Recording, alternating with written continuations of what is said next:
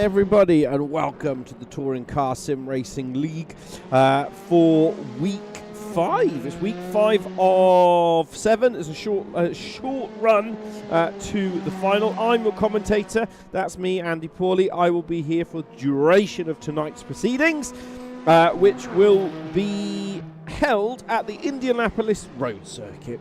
Absolutely great track. It's very, very harsh track. Turn 1 is a high braking zone, so expect some accidents, bumps, crashes, and all the other sorts of things that go on at this type of track. It's exciting. It's going to be full on. Early pace setting has been done by Van Skeppen, who should really be in, I think, now the top of the tree one, but he isn't. He's in the pros. He's in the pro-ams, but I think at his current rate he's going to be in the pros next season. Right, let's get down to the championship. So the overall driver standings that we have is, you've got Shores Usa, who is still currently leading the championship at the moment. There he is, top of the tree. He's on 150 points. This is the overall championship. This isn't the Pro-Am or the Am series. We will get to that shortly after. Second is Stu Neal, followed by, this is the old one. It hasn't updated. Isn't that nice? Yeah, so it's not updated. No, it is. No, it is correct, because the overall championship is different. No, it is correct. So Shores Usa is leading by Stu Neal, who's got 63 kilos. Nenad's still in third on 56. On 30 points, he's got 56 kilos. Jean Petre is down in 4th position. He's actually joint 3rd in the Pro Series at the moment, but in this table he's 4th at 122. Then we have Poddy Flack, Russ Butcher, Van Skeppen. Trebek is 8th, Nick Papadim is 9th, Boki's 10th, T-Joke is 11th, Boki's 12th, Opak's 13th, Nicky is 14th, J. Petro is 15th, Craig Deeks is 16th, Emmanuel Alves is 17th, Ashbourne is 18th, George Rallitas is 19th, Gilly is 20th, Carl Smith is 21st, Martin Kirby is 23rd. Rob South is... No, he's 22nd. Rob South is 23rd. Mike Bullen's 24th. Barreto Andrea is 25th. JC is 26th. And Bill Campion is 27th. Every other driver has yet to score an overall point, which is why you don't see them on that championship. Right. Over to the different Pro-Am and Am series. So each, if you're new to the series, each of the series has its own little category in it, depending on their speed as well. So they're all also equally battling it out to be Pro-Am or Am champion. As it stands, the guys have kindly provided all their pictures. So those are genuine pictures. It's just not 9 pictures of Danny Rick. So in the Pro Series, Shores Usa is leading from Stu Neal from Jean Petre, who is level with Nenad, but for some reason Jean Petre is in 3rd, Nenad is 4th. That's probably to do with overall positions finished. Butcher is 5th, Trebek is 6th, Flack is 7th, T-Joke is 8th, Boki is 9th, and Jean Prieto is 10th. In the Pro-Am series, Van Skeppen is still leading on 163. He's first from Nick Papadim, who's second. Boki is third from Nicky, who is 4th. Opalik is 5th. Ashbourne is 6th. Craig Deeks is 7th. Gilly is 9th and 8th, and Bullen is 9th. In the Am series, George Relitas is first, Carl Smith is second, Martin Kirby moves up to 3rd, Derek Neal is up 1 to 4th, JC Cameo is down to 5th, Bieto is 6th, South is 7th, Foster is 9th, and Manuel Lafihiti is in 9th position. And that's how it stacks up for the overall driving positions. Event information, there it is. Indianapolis Motor Speedway. It is the road course, so we do the internal part of the track. Now, it's always sunny here. It's never not sunny in racetrack, in race room. That's just how it is. Tyre choice for today is hard compound only. They will use that for the entirety of the race. That will not change. Bojan's currently looking to go fastest within the practice session, but again, we don't know fuel loads. We don't know what people are running. We just don't have that information. There is going to be a key here as Bojan goes second fastest. Bojan is a race winner 2 weeks ago. He missed his key, crashed when he put it on pole position on the second week out, so he's got a little bit to prove here. I think he's going to be looking for another victory as well this time out. That's going to be interesting to see. Poddy Flack is now a race winner as well, so it's going to be interesting to see what he can do from that position. That's Andy Foster currently down in 22nd. There are 26 drivers at the moment. There's someone called Gio Viato.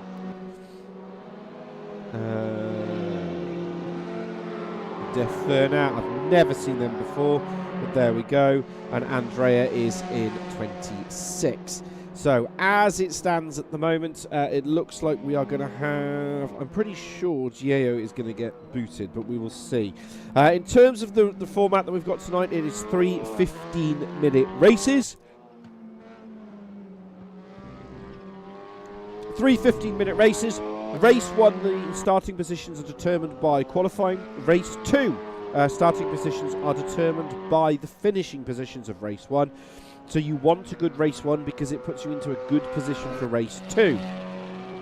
Race 3. Oh, Trebek's changed his car. No, he hasn't. That's George. And in race 3, it's a reverse grid, but it's determined by the finishing positions of race 1, and then we spin the wheel, basically. So its positions, it should be today up to position 16, because there's only 25 car drivers in. There's actually 26 in the lobby, but I'm not sure that Victor, Gio Victor, he's butchered his name, basically. I've not seen that driver before, so that will be interesting to see. So that's going to be, we'll see what happens. If it is, it's an 18-car reverse grid. Ballast is going to play a big factor into this tonight, I reckon, as well. And also, if your teammate here getting a drag is worth at least 2 to 3 tenths of a second, so they're going to have to work together. Right, this is the end of the practice session. We're going to go into qualifying. It is Simon Trebek's already coming up on the chat with the racing excuses. Nice to see you on stream, Simon. He's already saying he doesn't know this track, so he's coming up with his racing excuses miles before we actually have the open qualifying race. Right, so there is 26 drivers in at the moment. So that means we will have, I'll put auto direct on for now, that means we will have a reversed grid of 18. So there is going to be 18 cars reversed for the end for race 3, which is important because they're going to have to try and get as much as they can within the qualifying session. So qualifying now is going to become very important. Right, let's go over to the other screen. Open67, nice to see you. He's Agia Sporter, always on, always saying hi. Right, we'll keep an eye on this. It's on auto direct at the minute. It's 14 minutes. It is an open qualifying session, so the drivers can get in each other's way. You will see in other leagues, we used to run it at Tcsrl. It was not open in terms of the qualifying, which means the drivers basically just went out on a hot lap on their own. They didn't have to prepare the tyres. They didn't have to do a bunch of other stuff. Right, Shaw's user is going to be the first to go for this at the moment. Riding on board with him now. Riding on the cockpit, there is a right-hander here. Needs to keep it nice and tidy. So there is a break in the middle of the back straight, basically. But essentially, it's about 4 long straights, give or take, with a couple of right-hand corners and a handful of lefts. So the braking zones are going to be important. There's Van Skeppen in the background, so he has gone early. There's 26 drivers in at the moment. Right, what can Shaw's used to do here? He was fastest. There's Nicky just coming out the pits now. Nicky is one of the Hondas who race with us, so keep an eye on him. He has been mighty fast and mighty rapido, but his consistency has been lacking at the moment. We're keeping an eye on Shaw's usage just because he's the first driver through this entire section, so we'll see how that unfolds. Through to the left right-hander here of the chicane, needs to keep it nice and tidy. He's just got to put a timing on the board. I think because he hasn't got a toe, he's going to be somewhere in the middle. He will come up purple because he's the first driver in that sector. Ninad's gone faster, Van Skeppen's gone faster, everybody's going faster. Bojan is the driver on the move at the moment, so Bojan's in the 79. You can't miss him. 38.014. He is the fastest in that sector at the moment. Ninad is second fastest, 38.047. Ninad needs some good results this time out. He cannot afford a DNF in race 3. He just can't. He's got to get really a good bunch of points. Right, back to Shaw's user. So it's again following him through a 30.7. So he's made the time up in the second sector. But Bojan is still on fire, 30.04. So Bojan, Shaw's will go provisional fastest at the moment, but I'm pretty sure Bojan's going to cross the line and go faster. He crosses the line, does a 1:31.846. Fastest sector 1, faster sector 2. Not fastest in sector 3. This is JC in the Lada. What can he do? Only good for 7th at the moment. I think with the 2.9 seconds, he hasn't got his real pace as of yet. Ninad gets himself into 3rd. John Petrus in 4th. Van Skeppen's down to 5th. Stuniel's in 7th. But Stuniel, don't forget, has got 63 kilograms of weight on board that car. That will be important. At the moment, no one's really improving except Shaw's user, who has just done a 37.953 in that sector. Bojan has just destroyed the sector. A 37.860. We're going to keep we're going to ride on board now with Bojan. Through the right-hander we go. I'm going to keep an eye on these sector times as they unfold. Bojan is the only one in the 37.8. Everyone else is in the 37.9.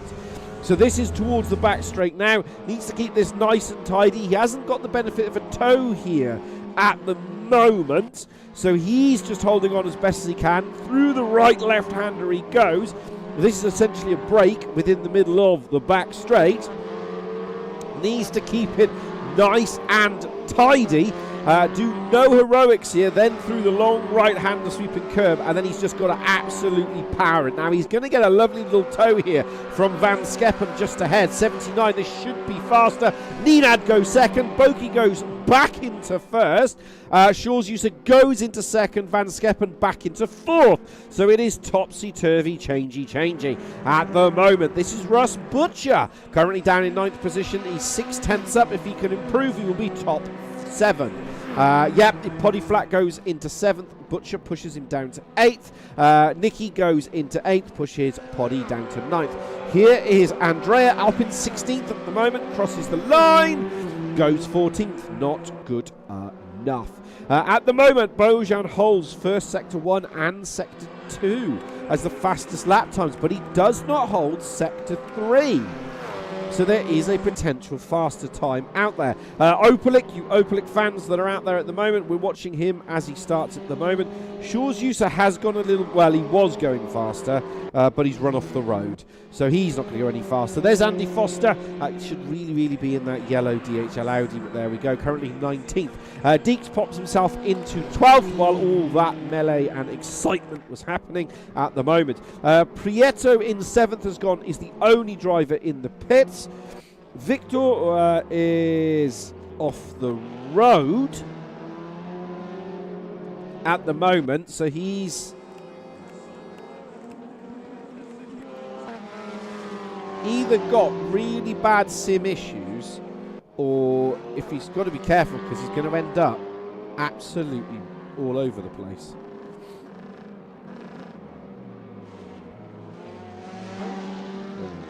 Yeah, he's struggling at the minute. Well, keep an eye on him as it unfolds.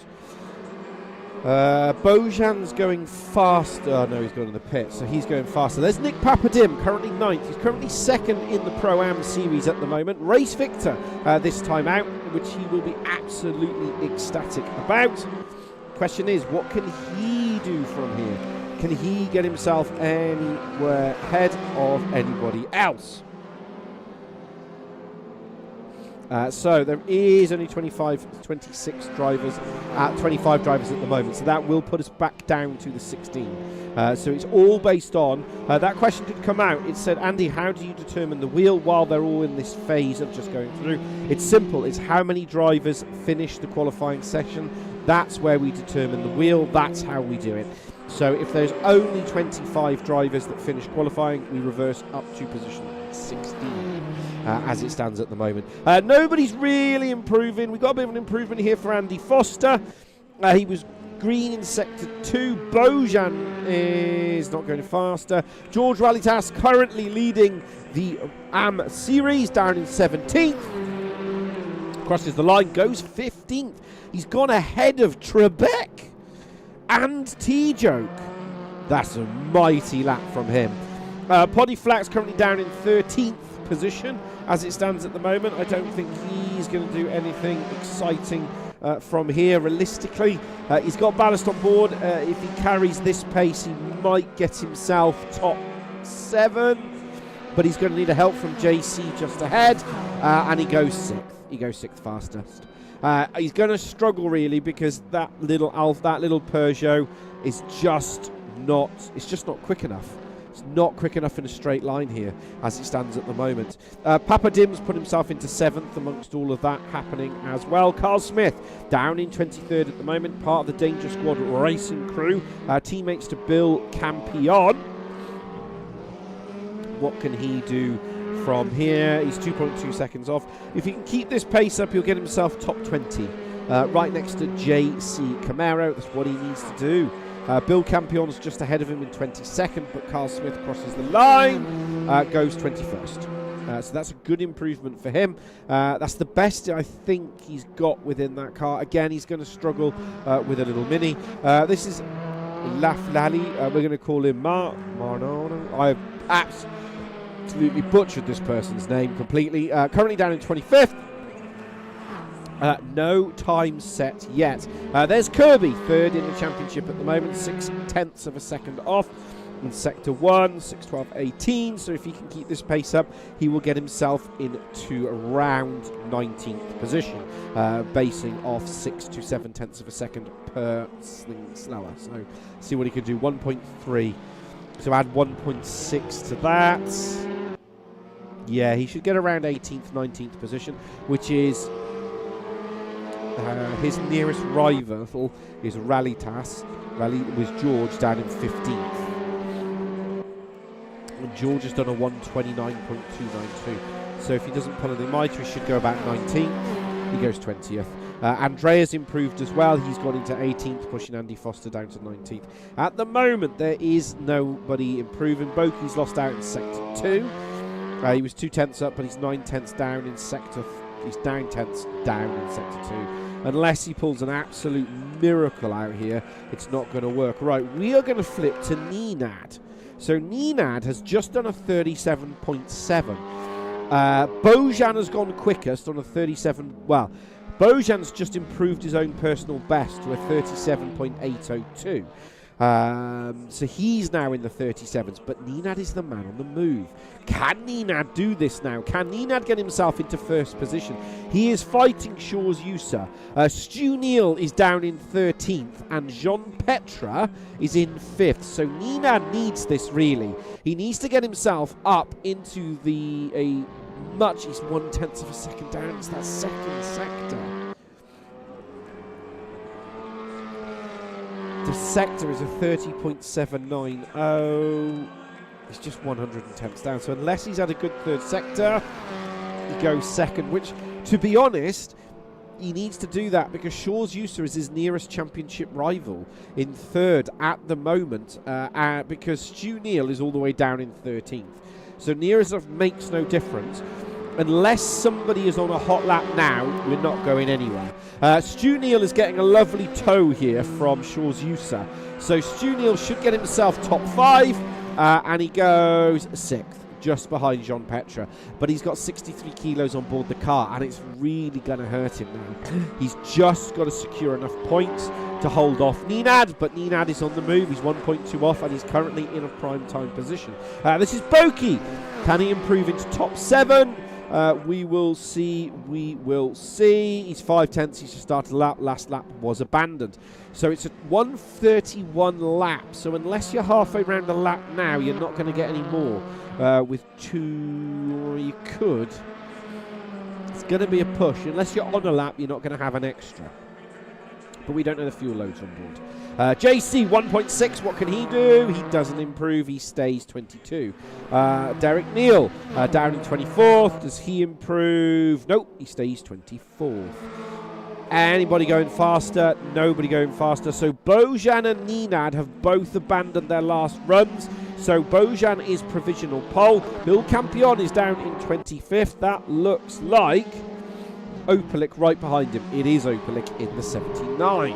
Opalik's in 9th. I don't know if these two are teammates, but Opalik's going to get an absolutely lovely tow here from Mr. Number 99. That's Bill Campion. Not champion, as I called him for about 10 years. Opalik stays 7th. He's not going to go any faster.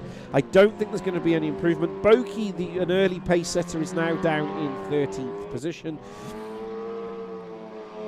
He lost 5/10 in that second sector. 5/10 in that second sector. And that's where the drivers, that's the make or break sector tonight. It's that second sector. And the fastest Nenad did within that sector was a 30.864. But he had a mighty first sector, a 30.797. So he was fastest in that sector. I don't think Shaw's Usa going to be able to do anything from here. No, he hasn't set anything alight. There's Prieto down in 13th. So unless Prieto can get himself up or do anything else, I don't think there's going to be any. I think that's going to be it. Unless someone is going to do something absolutely special in the dying moments, which I can't see now with 48 seconds to run. Unless you're on a lap, you're not going to get anything else. Prieto, he's going to try and get himself top 10. He's got to cross the line now. He's got to put some power. 7/10 up. Stays exactly where he is. Doesn't move. Does not move. Poddy Flack hasn't really done anything special. 38.088 is his last lap. He has done a personal best. Yeah, he's just going to get anything from there. And it's the ballast. The ballast on board is killing him, basically.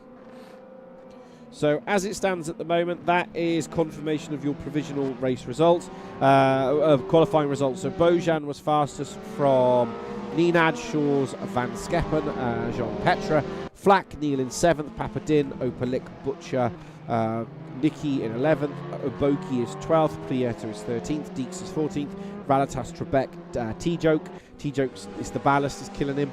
Lieto, Lafhali, no team there. Foster, Kirby, JC, and Smith, Neal, and Campion.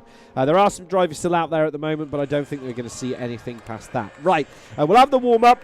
And then we will hopefully get through into the next sector. Everything seems to be loading on schedule, which is cool. Right, we're going to stick with Shaw's Usa because he's one of the few drivers that actually goes all the way through, which means hopefully we don't get kicked out. But this has been an issue the last couple of races, so we'll see how that unfolds with 28 seconds. To go. That's the Nord. There's Shaw's Usa.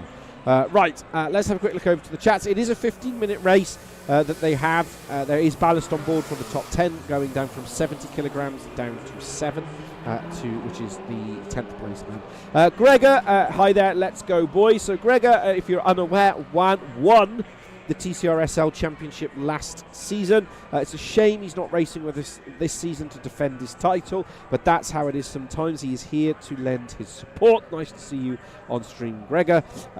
For Aubergine 7, nice to see you as well. And Trebek. I've not heard a lot from Trebek yet, so we might see some more racing excuses as we go through the evening.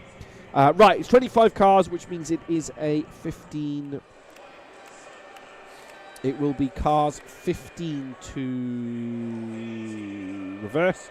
Sorry, up to 16 will be reversed. Sorry, because there was only 25 cars that completed the qualifying session. Right, hopefully this is going to work, because at the moment the game seems to be doing some weird things for me. It worked last time out. I'm keeping an eye on the board. There's 36 seconds to go. So I'm hoping at the 15, when they get to the flashing lights, it resets itself and I'm able to get in. Because at the moment, all the cars are sat in the pits. And we will see what will happen. The drivers will get themselves readied up and they will be lobbied. But on my screen, all the drivers are still in the pits. Which is not good. So we'll keep an eye on it. It has been a bit tetchy as of late. I am now running an 800 meg connection. So here we are. It lights out to the top left. Watch them. And when they all go green, it will be lights out for race 1 this time out. Hold on to your horses. Who is going to be victorious into turn 1? And it's lights out and away we go. And Ninad has had a very poor start coming off the line. Shawzusa will be right beside him into turn 1. The question is, can he hold on to this now? Can he do all he needs to do? Shawzusa is at the back. The question is he going to hold on to this? Is he going to be there? Is he going to be able to hold on to it? No, he isn't. Oh, there's contact. Van Skeppen sailed it up the inside. They've all managed to get themselves through at the moment. Through the left-hander they go. Turn 3. Oh, there is the number 70. That's Poddy Flack. Behind that, Stu Neal. Behind that, Nick Papadim is going to go up the inside. Behind that, you can see Butcher and Opalik side by side. Butcher gets the position done. Closes the door. But Papadim just ahead is side by side with Stu Neal. Papadim, number 74. He's that blackened or yellow car. The Ninad at the front. There's Bojan from Ninad. Shawzusa, Van Skeppen. Butcher's going for the inside. No, he's not. He's thought better of it. Down the gearbox he goes. Whoa, Stu Neal's had a slide. Stu Neal's had a slide. I've hit the buffer button. We'll have a look. He's managed to hold it, but he's lost out to Papadim. So Stu Neal's down 1, Papadim is up 1. And you can see riding from that rear camera now of this is 8th place man. Stu Neal, he's all over this, but Boki is right behind him. Boki is in 11th position. There's 12, 13, 14, 15. Nicky is running a bit wide there. Running on board with him now. He's got a car to the right. He's got a car to the left. There's Trebek in the number 34. That's Craig Deeks. He's in the 27. Trebek side by side. They're giving each other enough room. Trebek holds the position. Nicky's down 3. Trebek is up 3. It's almost like a role reversal. They're holding on as best they can. The question is, can he get this done? Whoa, banging the wall there from Prieto. He's doing all he can.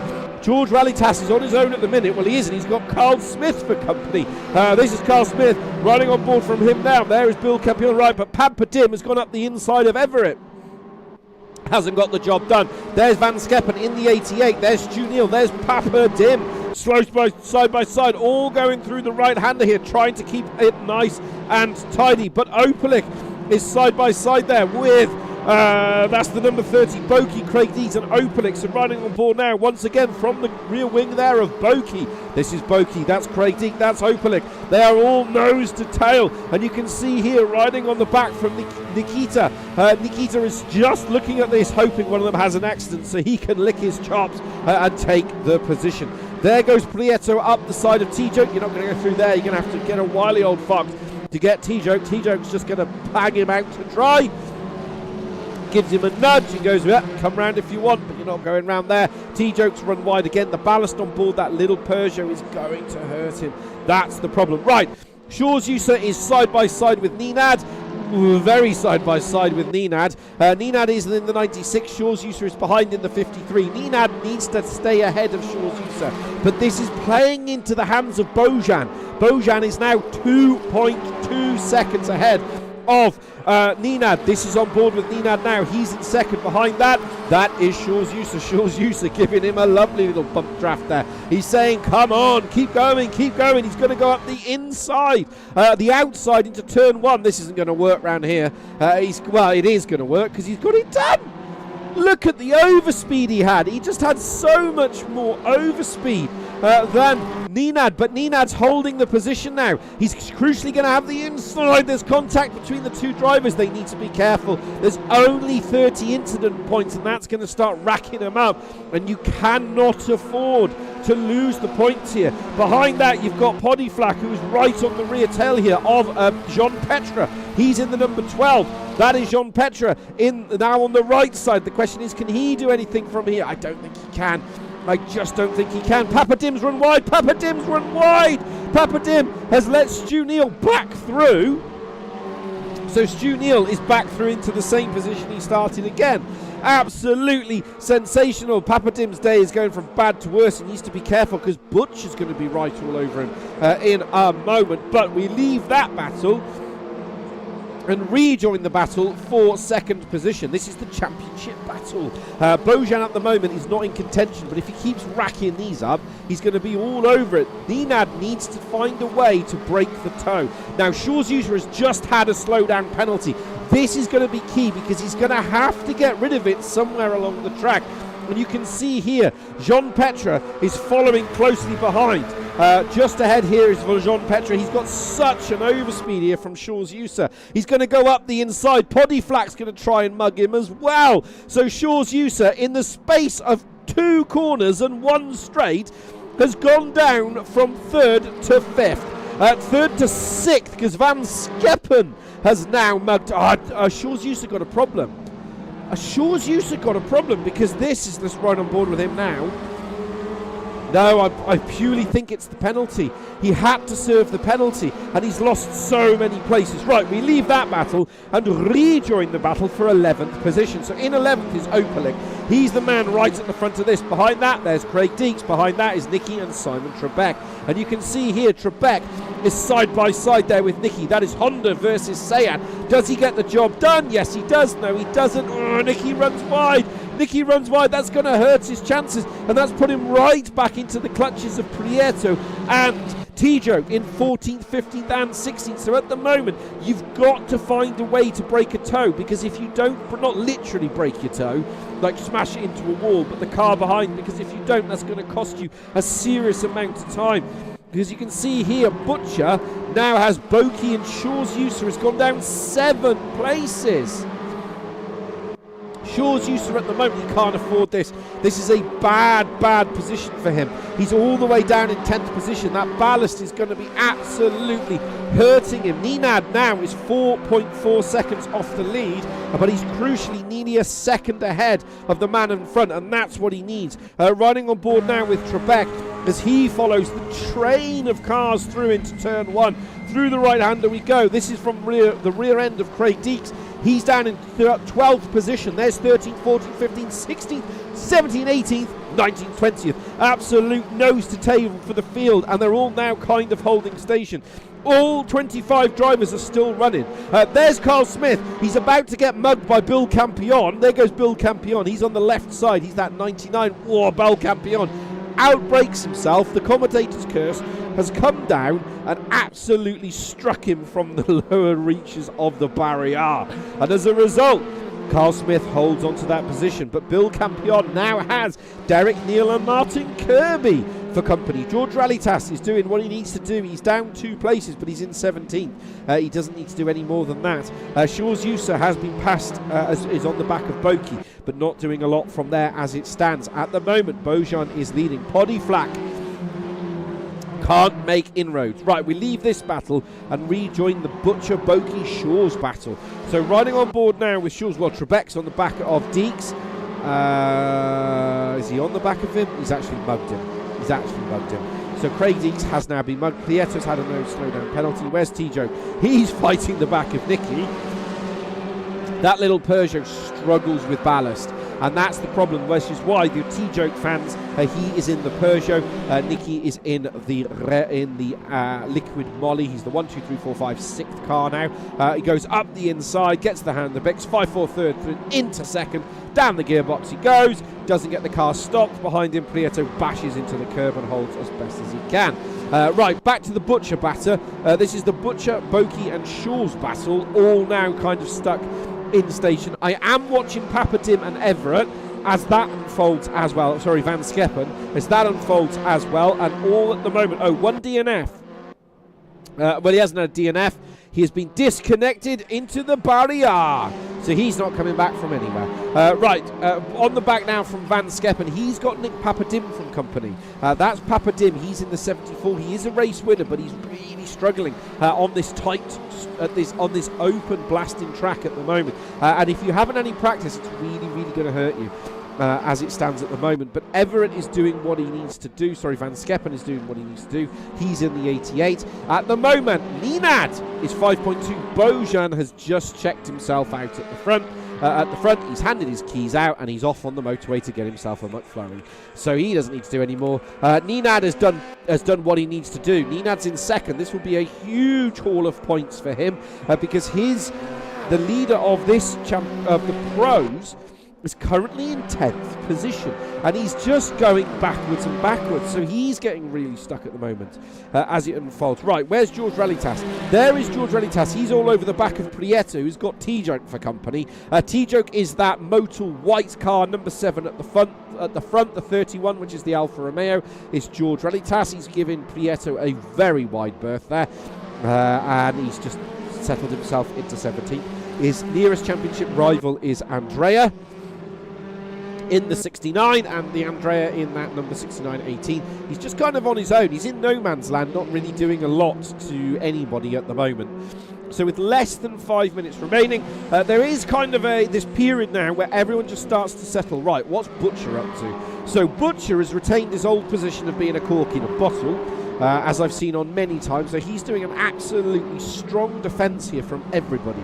Butcher is in 8th position. Behind that is Boki. We ride on board now with Butcher from the rear camera. There's Boki in the number 50. Right behind him, Shaw's User is behind that, and behind that is Opelek.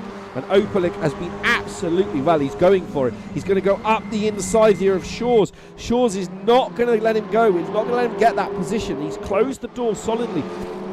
You get the feeling here Shaw's User either hasn't had any practice on this track or is something isn't correct at the moment, because he is miles off the lead. He's near as enough, makes no difference, running a completely different race. And he's just tied up in that gaggle of cars now. So he hasn't been able to break away from anybody. We'll watch this through turn 1 because T-Joke now has Prieto for company. There goes the Rob Huff car. He hasn't got it at the moment. Craig Deeks has had a DNF. I'm pretty sure he's been disqualified. That frees up Prieto. You've got Prieto and T-Joke. Prieto's given him a push. Needs to be careful there because you'll end up with too many incident points. Behind that as well, you have George Relitas. He's in the number 31 Alfa Romeo. It's Alfa versus Link versus Peugeot 308. So they're all closed up now with 3 minutes 20 to go. At best, it's a 1:31 lap, so you'll get 2 laps plus this one. Is the theoretical. We might get 3 more laps of racing. At the moment, George is just kind of on his own. I think he's got enough instant points. He's holding out. Right, where's Butcher? Butcher is still stuck in the middle of this. So Butcher has finally been passed by Shaw's, but Shaw's is now stuck behind Boki. So I don't know whether Shaw's is going to try to get round Boki. Yeah, so he's got round Boki now. He should get up the inside and get this done. So Shaw's User is the number 53. I think he's going for a guaranteed reverse position in race 3 because he knows he can't carry the 70 kilo of ballast. So this is what we could be seeing tonight. Now, it's going to really hamper him if he gets reversed at 16. That's not going to help him in any shape or form. But Boki hasn't let this go. Boki in that number 50 is all over his rear end. He should get a lovely slingshot into turn 1, but Shaw's User is just going to keep his foot planted. A full flat to the floor, down the gearbox, 5th, 4th, 3rd, into 2nd, swings it in, gets it done. There's a little bit of contact between Opelek and Butcher in the back. No harm done. There will be 2 laps, including this one, and then it will be 11 laps in total. That's the number we're looking at. Can Shaw's User hold on to this? Can T-Joke? Prieto's got past T-Joke. Can Relitas? These 3 have basically been friends for the entirety of the race. These 3 have just literally stuck together like glue. At the moment, George Relitas is in 16th. He's doing enough he needs to do. Where's Boki? So Boki is now still on the back of Shaw's User. So Jules Yusa is in 8th position. That's who we're watching now. That's Boki. He's in 9th. There is Butcher in the Renault Megane. Behind that, Opelak is Seat. It is 3 Seat/Cupras versus 1 Renault Megane. And at the moment, the car is absolutely all over it. Prieto's had a disqualification. I knew that was coming because the amount of love taps that he's been having, that's just guaranteed to happen. He's down in 25th. He's had a disqualification. Oh, there's contact! There's contact between the two drivers! I cannot believe it. How far does Jules Yusa go down? 12th, 13th. I think he's been tagged by the back of Boki. He has. We will watch that post-race to see what happened. Boki, I think, tagged him right at the back there, and Jules Yusa has lost it. But we leave that because Poddy, they haven't finished the race. So Poddy has lost a whole heap of time in this final lap. I think his tyres are going because of the ballast. So he could potentially now go down to 5th position because right behind him is Jean Petra. Behind Jean Petra, Stu Neal. Nenad is doing exactly what he needs to do. He's 1.4 seconds up the road and 7.5 from the lead. He doesn't need to do anything. Van Skeppen is going to try to attack the back of Papa Dim as well. Papa Dim's the 74 on the left. There goes Van Skeppen. Van Skeppen up the inside. He gets the car stopped, rotated, but he goes out onto the grass. He's going to get a whole host of penalty points doing that. It's the end of the race, but there's battles all over the field again. So I think that battle is now finally fizzled out. Where's Butcher? Butcher now has, well, I said he's now got Opelak for company. He's had Opelak company for the entirety of the race. Opelak's in 9th. Trebek hasn't, he's up 6th, but he hasn't been able to pull more than that. At the moment, Opelak is absolutely going for it. On the right there is Butcher. Butcher is going to keep his foot planted firmly into the braking zone. Gets the car stopped and rotated just enough. Poddy Flack has now broken away from Jean Petra by 0.3 of a second, but I don't think it's going to be a dash for the line. Right, we're going to try and follow that through. Bojan takes another victory. Nenad, perfect for him. Poddy holds 3rd. Jean Petra is in 4th. Stu Neal is in 5th. This is the battle down for Kirby. Kirby's down in 19th position. He's attacking the back of Carl Smith, who's attacking the back of Bill Campion. There's Campion, there's Smith, there's Kirby. Kirby is 3rd in the championship in the Pro-Ams. Riding on board now with Kirby through the right hand, and we go. He needs to keep this nice and tidy. No heroics. Crosses the line. They're all flashing the lights. 1, 2, 3, the cross in formation. Andy Foster brings the car home, and Lafali is basically in the stratosphere as it stands up, and Prieto has had a DNF. Craig Deeks had a DNF. So there is provisional results as always. So Boki is your race winner. Boki is the fastest, and Boki has had qualifying. So at the moment, he could be on for TCRSL history. Nenad 2nd, Flack, Jean Petra. I do actually need to record this for the reverse grid. As always, race results are provisional, pending any incidents or accidents, as you all know. Opelak Trebek is in 10th, Nicky is 11th, Jules Yusa is 12th, not good for him. Boki, Ralitas, T-Joke, Andrea, Campion, Kurt Smith, Kirby, Derek Neal, Foster, Cameo, Deeks, Lafitte and Prieto. So from the 25 runners, 22 finished. What a race. What a race. Right, before we go into that, there's a couple of things I've got to do. First, we're going to get this loaded up because I'm very interested to see. I need to actually exit this. Hold on a second. There we go. I want to go to the C drive and it's not C drive, it's D drive and replay. Right, we'll see if hopefully it worked, because I'm very interested to see what actually happened to our championship leader. Right, let's have a little look. Okay, so that's all the way down here. Right, yes, we did get it. Good. Right. While that sorts itself out, if you are new to the stream, that's the wrong button. I thought that was the button. It is the button, but it's not worked, so we close that down. There we go. Right, welcome back to the stream. So this is going to determine the positions for race 3. So there were 25 cars that started in the grid, which means that we're only going to reverse up to position 16. If there is 25 or more, we go basically up to 18. So the finishing positions of race 1 will determine the positions of race 3, the starting positions of race 3. So we spin the wheel. It is all done live on show. And it will be position number 10. So position 10 will start on the grid on pole position for race 3, which will be Simon Trebek. Will start on pole position alongside Opalik, Butcher, Van Skeppen, Papadim, Neil, Jean-Petre, Flack, Ninad and Bojan. So Trebek here has an opportunity to take victory. I don't think he's going to do it. He's probably listening now. He's probably not happy about me saying that.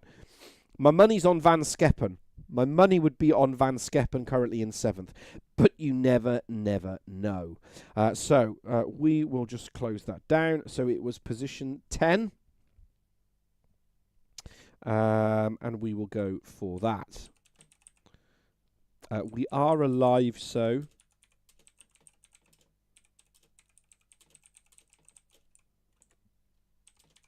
Okay. So that's done. Right. Before we do that, I did want to look at... I've lost the replay analyzer. There we go. Right. I wanted to look at the Shaw's incident. So if you are new to the stream, one of the benefits that we have is that we actually have the ability to look at stuff. So the screen here is live. So, right, let's have a little look here. So there's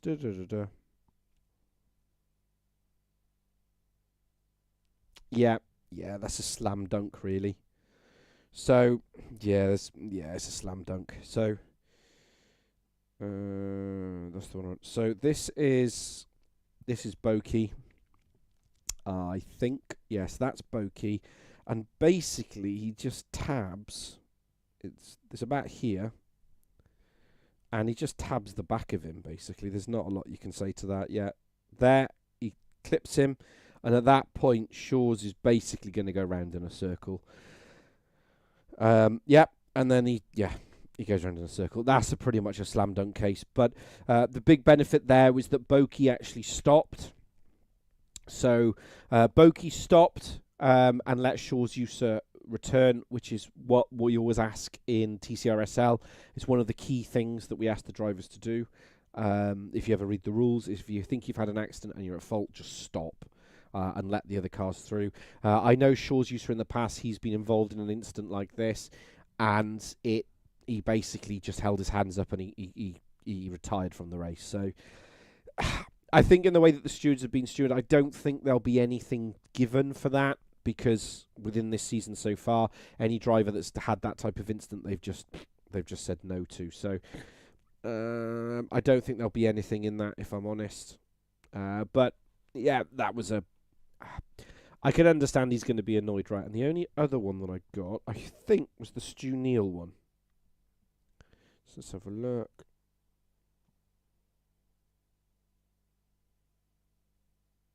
Oh, he just lost it all by himself.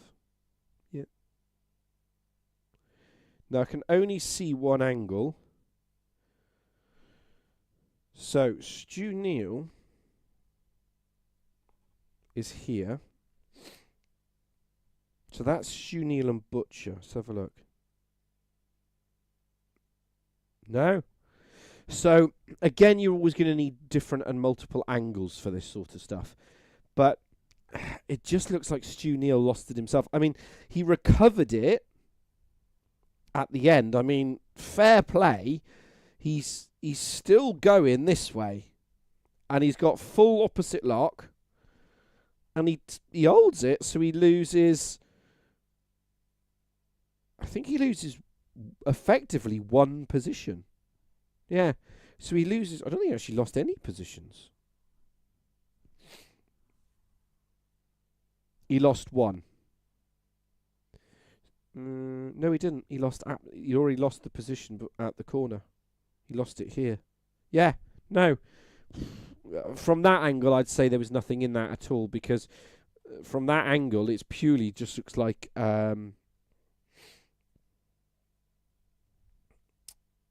It just looks like he's had an accident all by himself, to be perfectly honest, is the way I put it. So, yeah, I don't... unless there was another angle or there was something that I can't see, I would just say he's had an accident all by himself. And there isn't anyone else you can really blame, I don't think. But, again, we only ever see one angle. And because we only ever see...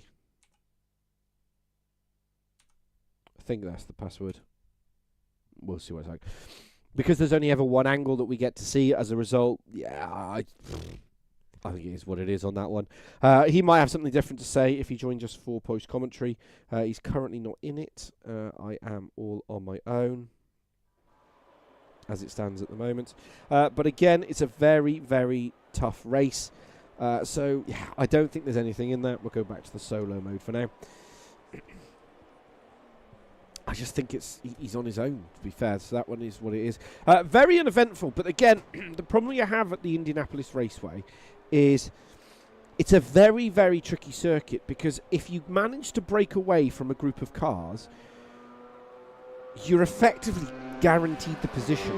You've just got to manage that. So that's what Bojan's done perfectly. So Bojan built up that lead early on because Shaw's and Nenad were fighting each other. Nenad didn't have the ability to chase down Bojan because effectively he was on his own. He didn't have a teammate. He didn't have anybody. Is Nenad going to be disappointed with that? With second, probably, but in the championships, I don't think so. George Rallitas is going to be absolutely ecstatic with where he's finished. He's currently leading the AM series, and that's just going to extend his lead. Van Skeppen is leading the Pro-Ams. He's going to be extending his lead as well. Stu Neal, I think, is actually going to go down now below Jean Petre if he finishes the way we think we're going to finish for race 2 and race 3. So that's going to trouble him a little bit, I think. I actually think Stu Neal will be down in 4th. Jean Petre will be 3rd. First, I don't know. Because if Nenad can have another good result... Shaw's User can't recover properly. If he can't break into the top... I mean, he's down in 13th. If he can't break into the top 9 or 8 at least, the points difference would be such that I think Nenad might... If he has a good race 3... Because Nenad's going to start ahead of him in race 3. So we could see a new championship leader and a new overall driver's leader as well at the end of this event. So that's going to be interesting. The AM series is going to be interesting as well, because Deeks had a DNF, but if we go across to the AM series itself, Papa Dim's had a solid result. Boki has just... So Boki's not had a good result, basically, and unfortunately that was the coming together with Shaw's. That's going to hamper him. Nicky's had a good result, so Nicky actually finished in 11th. Boki's finished down in 13th. But Bojan, who's currently 9th in the championship, is going to get maximum points from race 1. Now, he should get maximum points from race 2. Plus, he's going to get fastest lap. Plus, he's going to get the pole position as well. So, that's all blown out of water. In the... Opalik, I think, had a good result as well. Yeah, he finished 9th. Van Skeppen should extend his lead. But the 2nd, 3rd and 4th and 5th, I think, is all to play for. Bullen's not racing. Craig Deeks had a DNF, and Gilly's not in at the moment. So that's going to be completely different. So it's going to be interesting to see how it stacks up for the final. Put it on auto direct for now. For this final sector, for this middle race.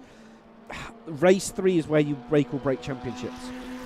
Race 3 will make or break the championship. And I've said that time and time again. For those of you that have followed my stream and followed the Tcsrl racing through all of the 6+ seasons so far, you all know that I say the same thing. Race 3 is how you make or break championships. And it's all about finishing race 3. You don't have to finish in the top 3. You don't have to finish in the top 6. You've just got to finish it. There's only 30 incident points. So some of the seasoned veterans of the Tcsrl League, they know how to manage that, which is why they are they effectively extend their championship lead through that.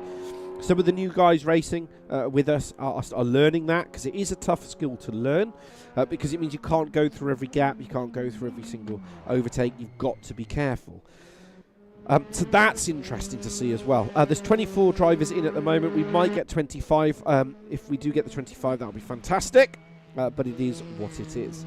Right, again, I can see a number of you behind looking at the chat. Please come and say hi. I am here. We are friendly. If you've not done it already, please like and subscribe to my channel.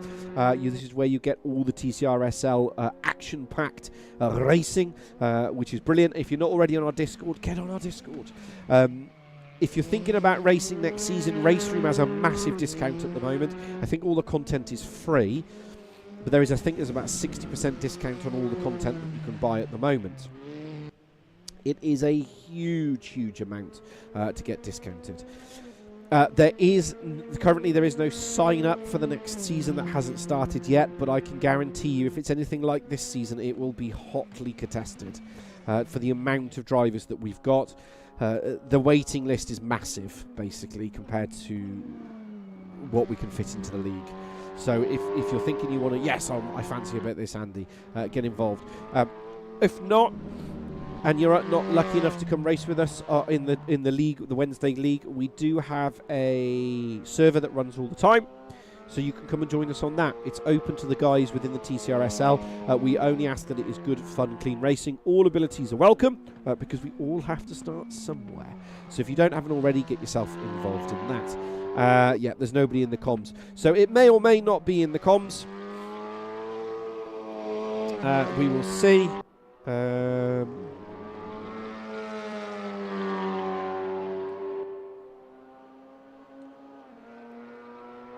So this would explain Shaw's User's slowdown. So Shaw's User was given a 4.93 second slowdown for the tiny cut that he had. That's why he lost so much positions. That's costly. That's costly. So that's going to be interesting to see. Butcher's also the using update, not amusing, but the update information that we have. So Butcher will be serving a 5-place penalty, a 5-place penalty, grid penalty, because of an incident that he was involved in. So that will 2, 3, 4, 5. That will basically promote Opel, Trebek, Nicky, and Usa. So that's why he will be serving a slowdown penalty. He was involved in an incident last week, 2 weeks ago, but unfortunately due to some issues he couldn't serve the penalty last week. As a result, he's serving the penalty this week. So he will lose that in race 2. It hurts him. The reason we don't serve it in race 1 is because he could effectively get a benefit then in the reverse grid. So that's why it's not done in race 1. It's why it's done in race 2. For those that were asking that question. Predictions for this race is going to be, for me, it's pretty much a slam dunk one for Bojan.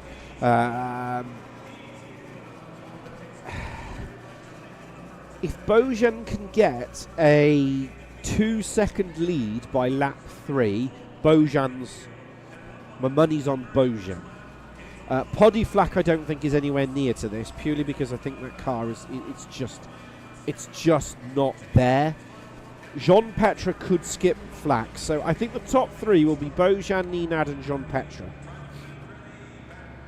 That's where I'd put my money. And if you're wondering, yes, I do have a cold.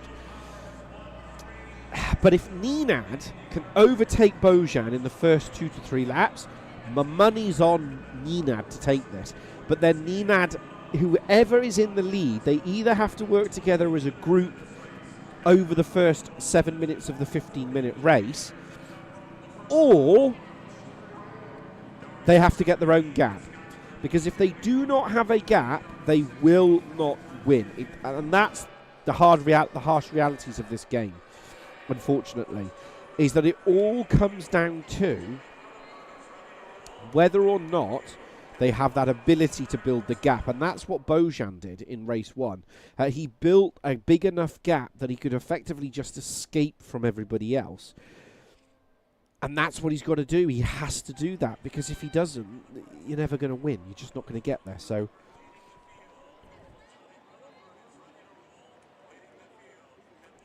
that's what they've got to do. That's what he has to do. But we'll see if that can actually be undertaken and that can actually be achieved within race 2. If you're just wondering, I am your commentator. That's me. I am Andy Pawley.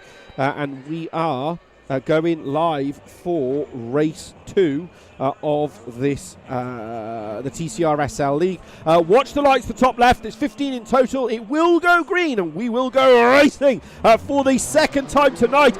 T-Joke, he's the one who's basically not been allowed. He hasn't lobbied up at the moment, so he will be in the pits, I believe. Yes, he is. So he's sat there on the grid at the moment, at the back. DNF did not finish. At the moment, Bojan is absolutely doing what he needs to do. Where's Nenad? Nenad's trying to push him. Right behind that's Poddy Flack, as they all trying to sort themselves out at the back. A little bit of argy-bargy, pushy, but that will always happen in the opening stages of the race. There's Simon Trebek in the 27. He's alongside Van Skeppen in the 88. His teammate in the car right behind. He's doing all he can. Trebek's, they've all sorted themselves out. All 23 drivers started, all 23 drivers still running. Jean Petra has been down 2 places. He got mugged off the line 100%. Is he going to get mugged by Opalik? No, he's not. In the background, you can see Simon Trebek. He's got Van Skeppen and Boki for company. Where's Boki? There's Van Skeppen and Jules Yusa. Jules Yusa is going to have to make progress. He's up to 9th now. He isn't at 9th. He's side by side with Van Skeppen. And there's Boki right behind him. Through the right-hander he goes. He can't afford to have another 9-second penalty. That's going to absolutely kill him through that section. He pushes and pushes and pushes and pushes, but doesn't push enough. Does he get the job done? Yes, he does. A little bit of elbows out racing, but he's got to make progress. Carl Smith and Martin Kirby. So Carl Smith is now behind Martin Kirby. This is important for their championship. So they're all holding with this. Right, Stu Neal and Nick Papadim are side by side. Into turn 1, Papadim's on the left. In the background, Trebek's holding up the other two. Going to try and keep up with all the action that's going on. Does Papadim get the job done? No, he doesn't. Yes, he does. No, he doesn't. Yes, he does. He gets a little bit of the elbows out. Old Racy Matruly, he's getting it done. Tick the box. Checks himself out. Through the right-hander he goes. Papadim is that number 74. Stu Neal is the car behind as we ride on board now with Jean Petra. Oh, there's contact behind. There's contact behind. Is that Butcher? Butcher's gone off. Is that Butcher? No, it isn't. Is that Derek Neal? I think it was Neal. No, it was Jules Yusa. Jules Yusa has gone off. He's had a DNF. Oh, this is not good. Where's Nick Papadim? Nick Papadim's run wide as well. Jules Yusa's day has gone from bad to worse. But that's how it is sometimes in racing. Stu Neal's day is going from bad to worse as well. At the moment, Nenad and Bojan. Nenad has closed the gap to under 1 second. Poddy Flack is following him through. Those three need to work together now and stop fighting each other as they all battling across the curve. Boki and Derek Neal are side by side. Boki's the number 7 on the left. Behind that is Prieto and Bill Campion. They're all fighting each other as well. There's the 68. That is Prieto. He's doing all he can from there. Can he hold on to it? He's got a little bit of a touch there from Carl Smith and Martin Kirby. But what's more important for Martin Kirby, George Rallytas is up in 17th. He doesn't care. Riding on now board from Boki. This is not from Boki. There's Bill Campion. Bill Campion has Prieto side by side going into turn 1. They need to be really careful. I can see the battle ahead as well. We're going to have to leave that battle and join that battle. Right, we're going back to this battle. Oh, so much going on. There's Derek Neal in the number 7. Does he get it done? No, he doesn't. Where's Prieto? No, he doesn't get past Bill Campion. But Carl Smith's run a little bit wide, but I think that's Carl Smith's normal line through there. So Carl Smith is the Alfa Romeo. Boom, that one, front of your screen, number 25. Bill Campion's run wide just ahead of him. That's allowed Prieto to catch up as well. We're riding on board now with Prieto. He's doing all he needs to do. He gets such a better drive. Bill Campion's trying to shut that door. Right, where's Nikita? Nikita is down 1. but we lost that at the opening start of the race. But he's starting to make a comeback now on Opelak.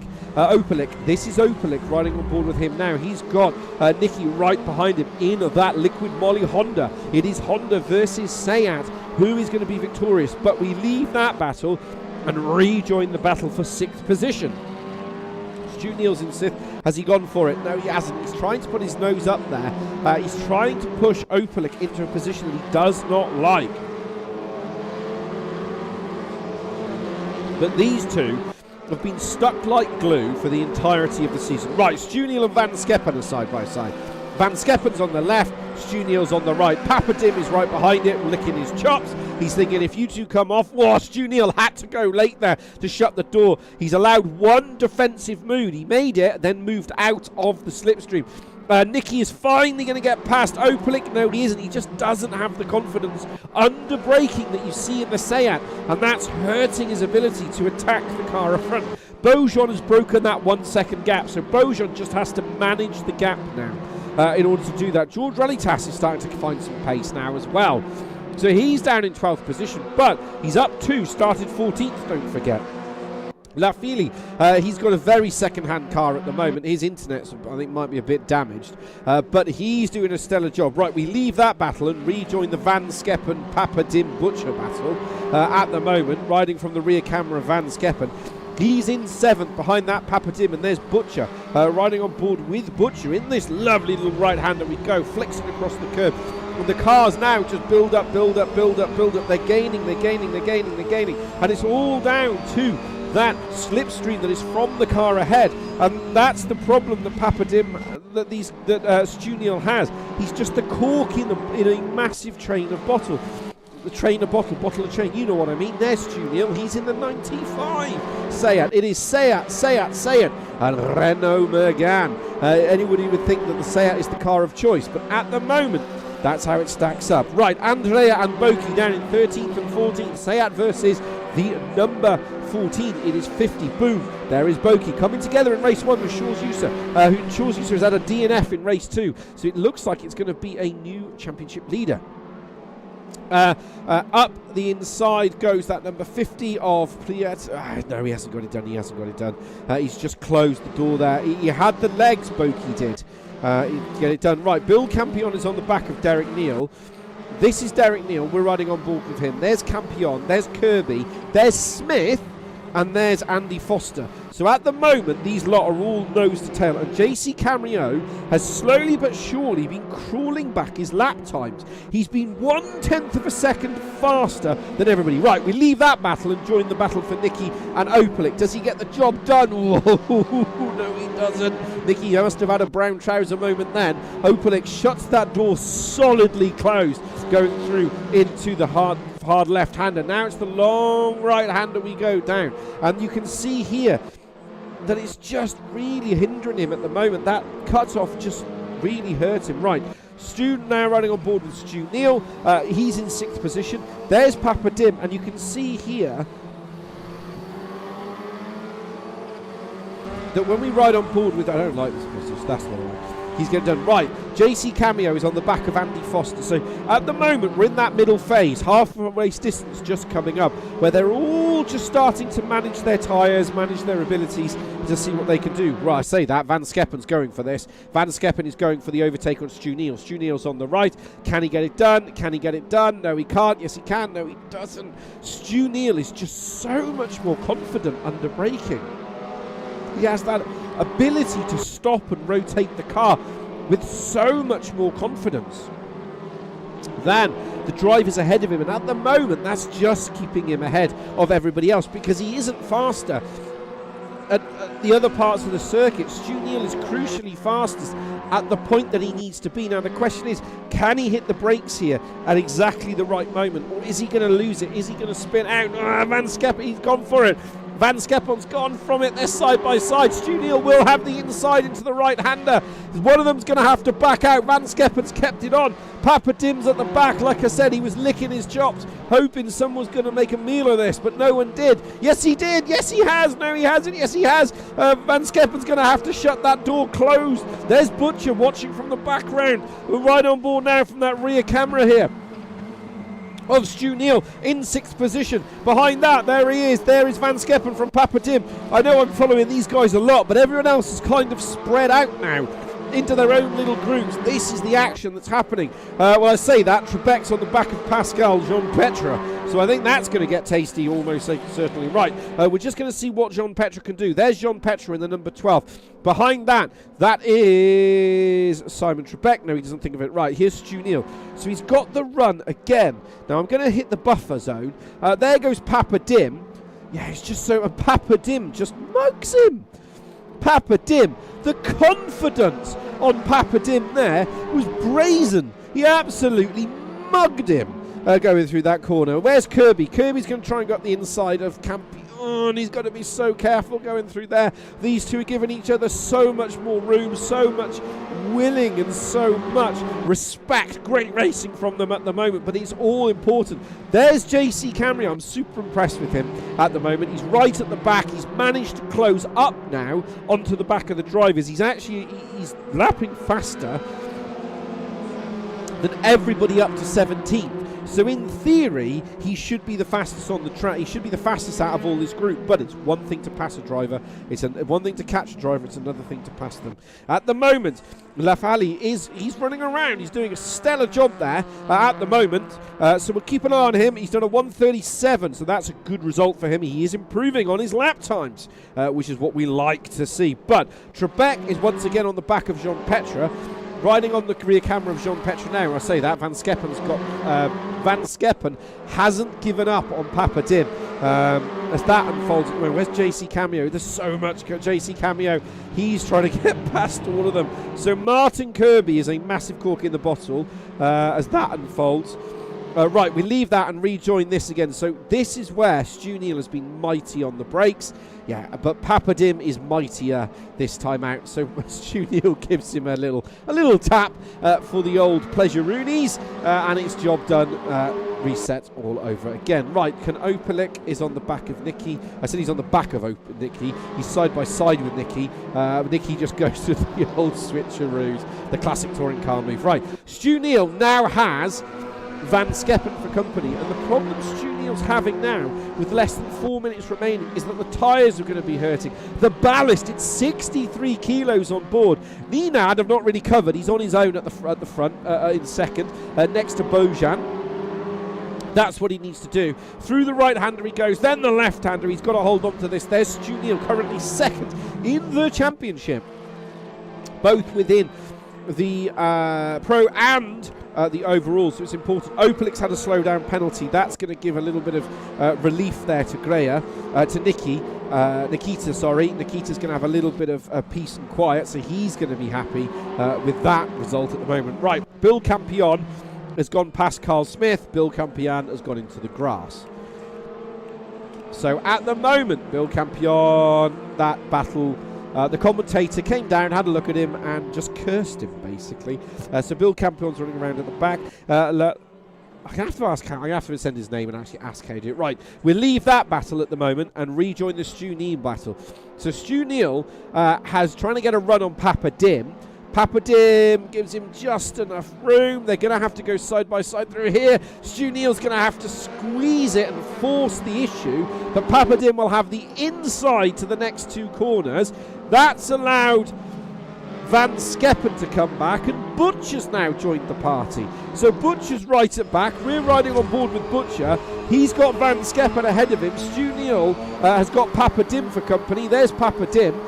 We're on board with Papa Dim. There's Neal, there's Van Skeppen, and there's Butcher. 4 cars, nose to tail at the M25. 2 different manufacturers. Oh, Butcher's gone up the inside there. Butcher tried to sail that up the inside. That's going to have to be a position. Yeah, he's given the position back. He had no opportunity there. He had to give it back. Now, the problem these 4 drivers have is that there is one more lap, including this one, to go, and Nikita at the background is lapping faster, 1, 2, 3, 4, than the 4 drivers ahead. He's absolutely flying at the moment. JC Cameo is up to 17th. Didn't even see that unfold. Sorry, JC. JC's up to 17th. He's going to be absolutely ecstatic with that finishing position if he can hold it. George Relitas is in 12th, so he will extend his championship lead. Kirby is in 15th, so he should jump Carl Smith, but he's got to hold on to it. He's got to hold on to it. Papadim has Stu Neal and Van Skeppen for company. Van Skeppen doesn't have the confidence on the brakes into turn 1. This will be the last lap of race, so he doesn't have that confidence, so he won't be able to do it. Oh, Simon Trebek's a DNF. So Simon Trebek has gone into the stratosphere, DNF'd, and Lafleety is in 21st. As it stands at the moment. So he's going to get a good result there, actually. 21st, 14 seconds off the lead, off the next driver, but overall, that's how it is. Van Skeppen's going to go for this on Stu Neal. No, he's not.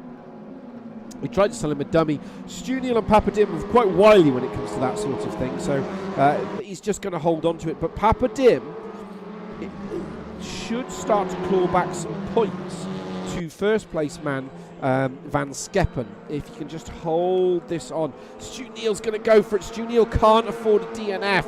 He just cannot afford it. Now he's gone up the inside. Van Skeppen's going for it. It's 3 wide into the turn, whatever this is. Can he hold it just enough? He's run wide. Stu Neal retakes the position. Van Skeppen, ever the opportunist, is fighting his championship rival, and it's going to be an outright drag to the start-finish straight. The question is, who is going to nip up behind the other driver? Now, Papadim has the benefit that he just gets it. He just gets it. Papadim loses out to Van Skeppen. The battle is still raging on between Carl Smith and Derek Neal at the back. Oh, JC's run wide. JC's run wide. JC, there he is in the larder. He ran wide. Has that cost him? He had enough of a gap that he just has to keep the pedal going, keep the car moving. Into 17th he goes. Brilliant result for him. Derek Neal brings the car home, followed by Lafleety in 30th. Come on. He's got to get this finished. It's a good result for him. For 21st, he's 14.8 seconds off the next car ahead, but crucially, his fastest lap at the end, he was in the 1:37s as he crosses the line. Absolutely stellar result. There is Boki once again ticking the Tcsrl box. So once again, Boki's a double, Bojan's a double race winner. Didn't really follow Bojan. He was on his own. Nenad second from Poddy Flak. Poddy will be happy with that. 2/3. Jean Petra's 4th, Stu Neal's 5th, Van Skeppen, Papadim Butcher, Nicky Opalik, Boki. Ralitas is going to be super chuffed with that. Prieto won't be happy with that. Andrea for 14th, Kirby for 15th, Foster for 16th, JC in 17th will be happy. He finished ahead of Carl Smith and Derek Neal and Bill Campion, and Lafleety, I have to say his name, is in 21st. So proper chuffed, I think, from that. Some great racing, as always. A couple of disqualifications on there and a couple of game crashes. But sometimes that's just how it is. Right. I don't think there's going to be anybody popping into the commentary box for a while. So we are going to go across to... I think I did get...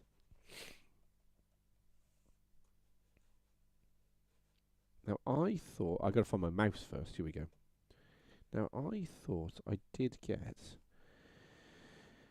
the replay. Let's have a look. I think this was the... so this is what I want to talk about. So let's go across to the replay analyzer. So hello and welcome back to the commentary box. So we're waiting for the final race. So... one of the things that Stu Neal has been absolutely stellar with season so far, and actually this track has basically just shown that up. Now, he's not racing Van Skeppen and Papadim realistically. So these two drivers here, Van Skeppen and Papadim, they are a Pro-Am. Stu Neal's in the Pro. Stu Neal has 63 kilo on board. That's why I did see a comment that came through, and somebody did say, Andy, how is it that the Pro guys are mixing with the Pro-Ams? It's the ballast. We run ballast on board. It goes, like I said, top 10, 70 all the way down to 7. So it's in increments at 7. And it's a championship ballast. So they carry the ballast through the entirety of the races. So Shaw's Uso will be carrying 70 kilograms. Well, he's carried 70 kilograms ever since week 2, and that hasn't changed. The problem is that you have a DNF, or if you get stuck in the middle of the field somewhere, you can just end up in a whole hope of problems. Now, Stu Neal, this is Stu Neal. He's been running with us, I think, since season 2. So he's had to come through the various ballasts that happen. But one thing he's very good at is that he's got a lot more confidence under his braking. So when we look at this, if you actually look at the car, so I need to wind this on a bit. Press pause.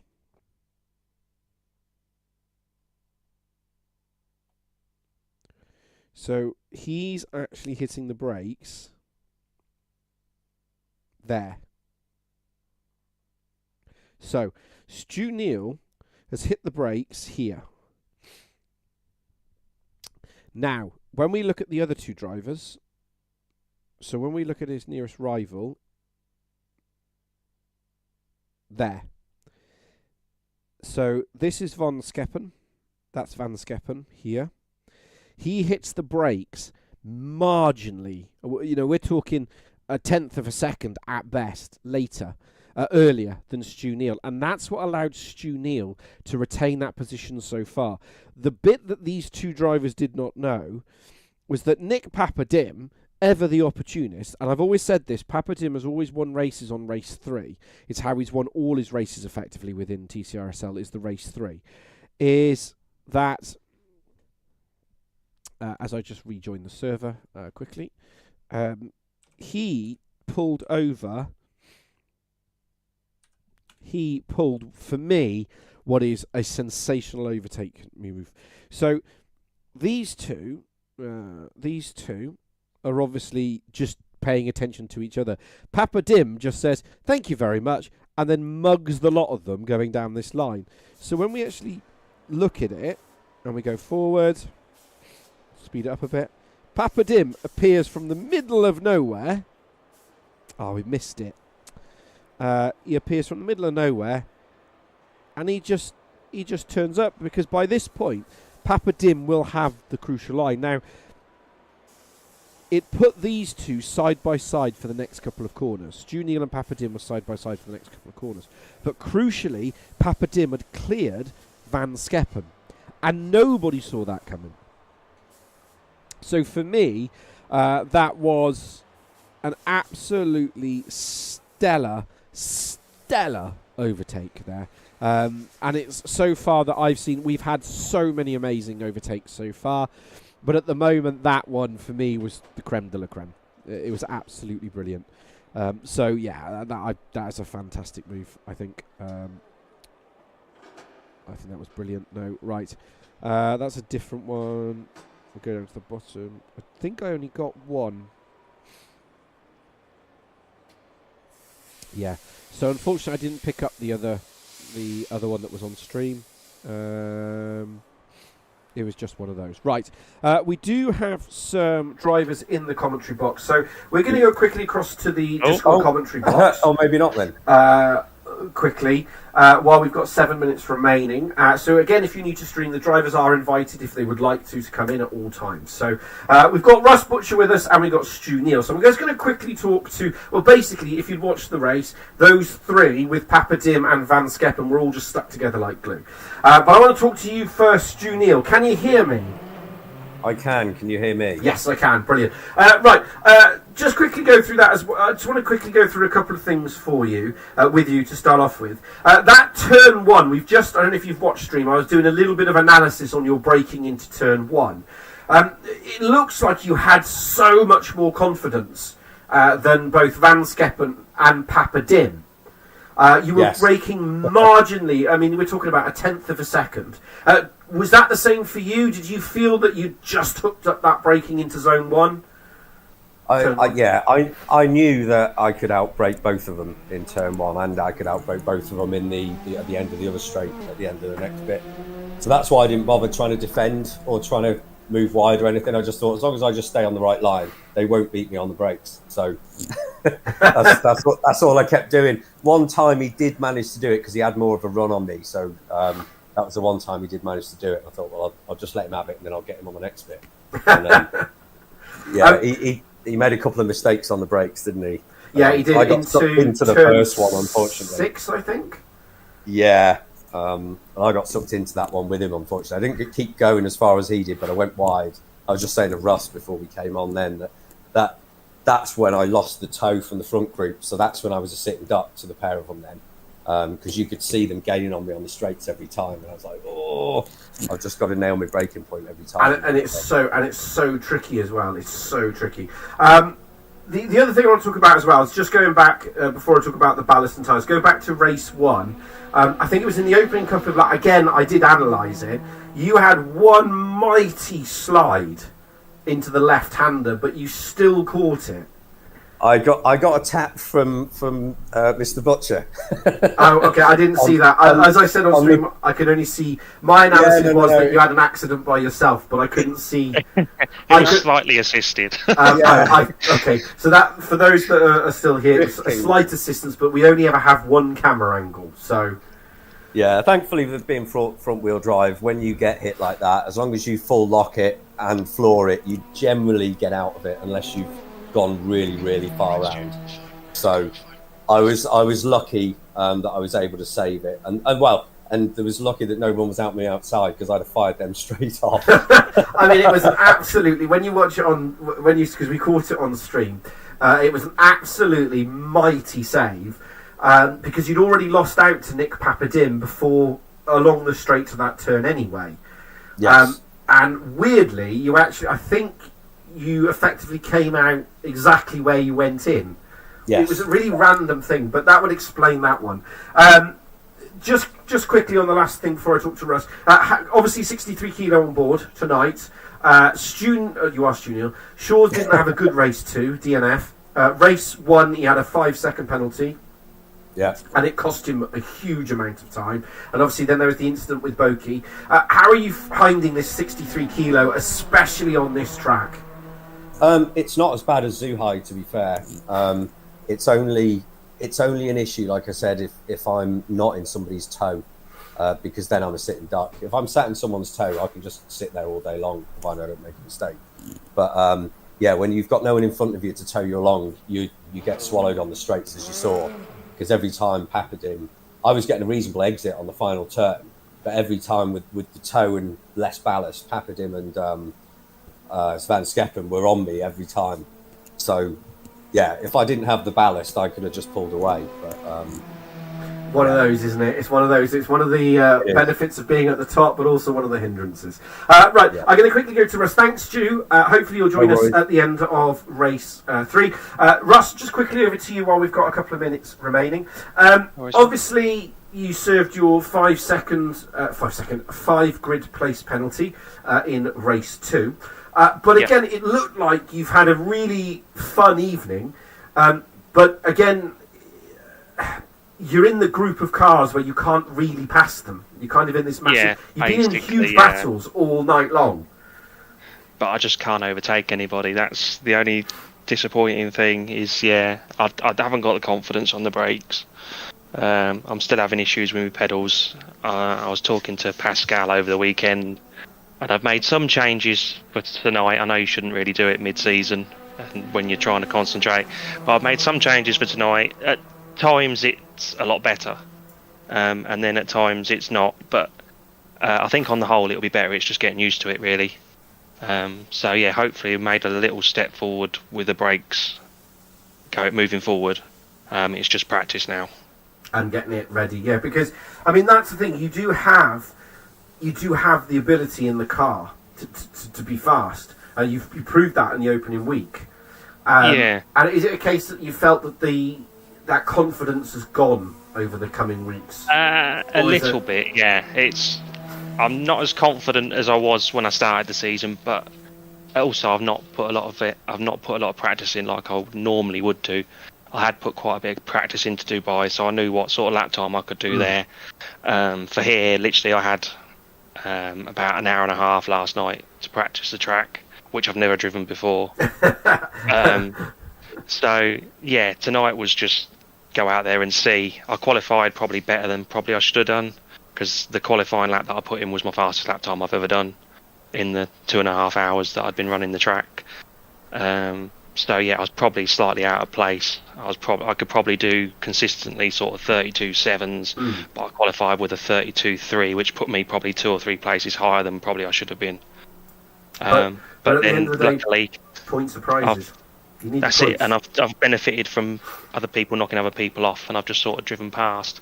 Again, with Stu, you know, watching Stu and Papadim and Van Scheppen fight, but I didn't have the confidence to get alongside one of them and actually try and make a move stick. So it was just wait and see if one of them knocked each other off, and unfortunately they didn't. But I went from wherever I started up to P8 again, so can't really complain at that. Can't complain. Right, well, hopefully you'll join us after race 3. There's about 30 seconds to go. Good luck for race 3, and hopefully talk to you after. Cheers, mate. Cool. Cheers.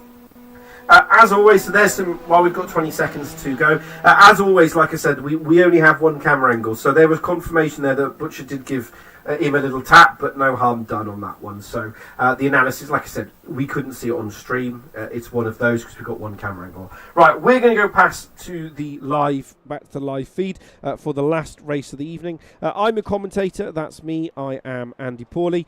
I am here for the last duration. We will be on till about 10 o'clock tonight. And if you're wondering, we are at the Indianapolis Motor Speedway road course. We are the Tcsrl, the Touring Car Sim Racing League, and that's who we are. We'll keep it on Nenad for now, purely because then I can watch it. Right, well that's as Nenad goes out. Okay, we'll keep an eye on that as it unfolds. Let's have a look over to the chat. For you Trebek fans, I think he had a game crash and that caused him some issues. Jean Petra saying we miss you, Gregor, and Gen 7 also saying, yeah, Gregor, we miss you as well. Yeah, 100%. Hopefully Gregor will be back next season. He drove the green Honda. So if you're wondering where that is, if you look at all of the holding screens for the start of the streams, that car is Gregor's car. The overall Drivers' Championship champion gets to have their car put onto our holding screen. I am working on it for the Pro Am and the Am drivers as well, but haven't got there yet, as you'd expect. But there we go. So this is the last race of the evening. So this is a 10-car reverse grid from the opening starting positions. So, on the front row will be Trebek. Well, there won't be Trebek because there is no Trebek. He's going to be not happy with that. I don't think Trebek's in the lobby. And if there's no Trebek, that's going to put Opalik and Butcher on the front row. Van Scheppen and Papadim. Papadim could take this. Papadim now has a real opportunity to take this. Jean Petra, Flack, Nenad and Bojan. I think Bojan's going to struggle to get through the field. He's got to be careful. He could do it. He could make history. He's been on fire, but he is unballasted at the moment. So he's been benefiting from the unballasted nature. Again, that's how the TCRSL League works. He's had a couple of bad weeks. Right, here we go. Final race of the evening. Simon Trebek is in the lobby. He's only 23 at the moment. The question is he going to be leading into turn 1? Is Butcher going to mug him? There's Butcher, and it's lights out, and away we go for the final race of the evening. And Trebek has had the perfect start. He's managed to get away on time, in time, perfectly. That's allowed Opalik into second. There goes Stu Neal. You can see him in the 25 in that number blue. Do they all get through into turn 1? They're all braking hard now. Oh, I think Poddyflax had an accident all by himself. He has. I'm pretty sure he has. We'll hit the buffer zone. He's come back on. That's really, really hurt him. Nenad is up to 7th. Where's Shaw's User? Shaw's User hasn't started the race. So Shaw's User is going to get nil points from tonight. I don't think he's going to be happy with that. But that's the way it is. But there's Podiflak in the number 70. He's right in the middle of this field now. He's got to push it. I stand corrected. There's Shaw's User. He's in 12th. Started 12th. Still in 12th. He's got to get going. He's got to get going. Where's Jean Petre? He's going backwards faster than a kipper on a Friday. That's his problem. He's lost 3 places in the opening couple of corners. He's got to get gone if he wants to get going. But at the moment he isn't. Trebek is currently leading. Giorgio's had a DNF already. He's had the most DNFs of any driver. Right, Stu Neal's on the back of Papadim. At the moment, leading it. There's Trebek. There's Bojan. Bojan's all over this as well. 1, 2, 3, 4. Stu Neal. There is Bojan. There, the 96. He's got in the 79. There's the number 70. That's Podiflak. There you can see Trebek currently leading. At the moment, this is first. There's second, third, fourth, fifth, sixth, seventh, eighth, and ninth. Nose to tail. The question is, can Trebek get enough ahead of Butcher to get what he needs to do? Stu Neal has now got past Podiflak. Podiflak is up 1 place, started 8th. He is now into 7th. He's going to be chuffed with that. In the background, there's Nenad.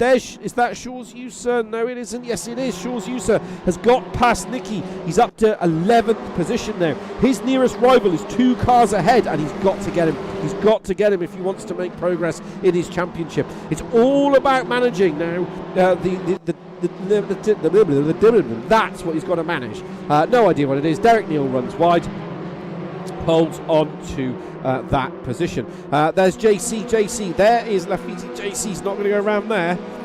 He's just Amaret. He's going to have a slow down penalty for that, and he's had to take it. He's had to take a slow down penalty. That's pushed him back. Right, we leave that battle and rejoin the Shaw's User battle. He's not really battling anybody. He's making progress. Where's Bill Campion? He's fighting the side of Martin Kirby. So they're all kind of holding stations. Right, there is Opalik. At the moment, Opalik is in 3rd, and Opalik is holding up holding up Papadim. So when we ride on board now, so Carl Smith is ahead of Rallytas as well, down in 14th and 15th. Nenad is still holding in 9th position, but he's got to get going. As you can see here, riding now from Nenad, riding on board with Nenad. He's in 9th position. There is 8th, 7th, 6th, 5th, and 4th, nose to tail. The question is, are they going to take it into the first corner? At the moment, Trebek is doing what he needs to do. Papadim is going for Opalik. He couldn't do it. Opalik has given him the absolute love chops there, holding it on as much as he can. That's what he needs to do. He needs to absolutely give it everything, because Trebek has crucially not made enough of the gap, but he has just holding station. We'll see how that unfolds. Podiflak is definitely the cork in the bottle. Podiflak is in 7th position. We're riding on board with Podiflak now as he goes through. It's George Rallytas. He's not doing anything. Right, Podiflak's in the middle. There's Bojan. So Bojan... we've gone back to this camera.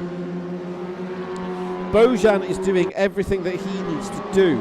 But Bojan, I don't think at the moment is going to get fastest lap. I don't think he's going to do Tcsrl history. He could do the Triple Crown, but I don't think he's going to get fastest lap at the moment. As they're holding station. Right, Opalik once again has Papadim for company. There's Papadim. There's Van Skeppen. There's Stu Neal. There's Podiflak. There's Nenad. They're all nose to tail.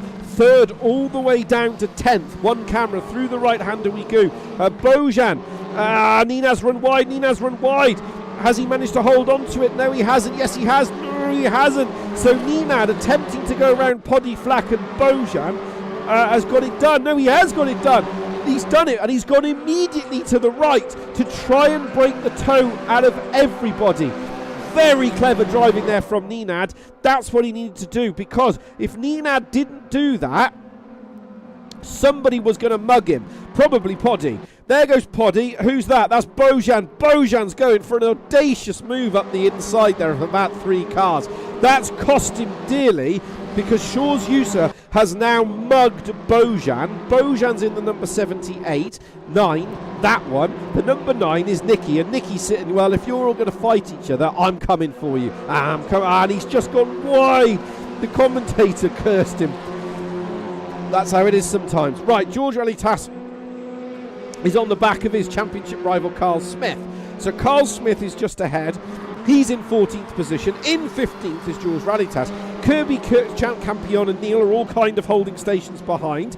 And Lafitte is on proper. He's now on a 136.317. He's really coming on station now.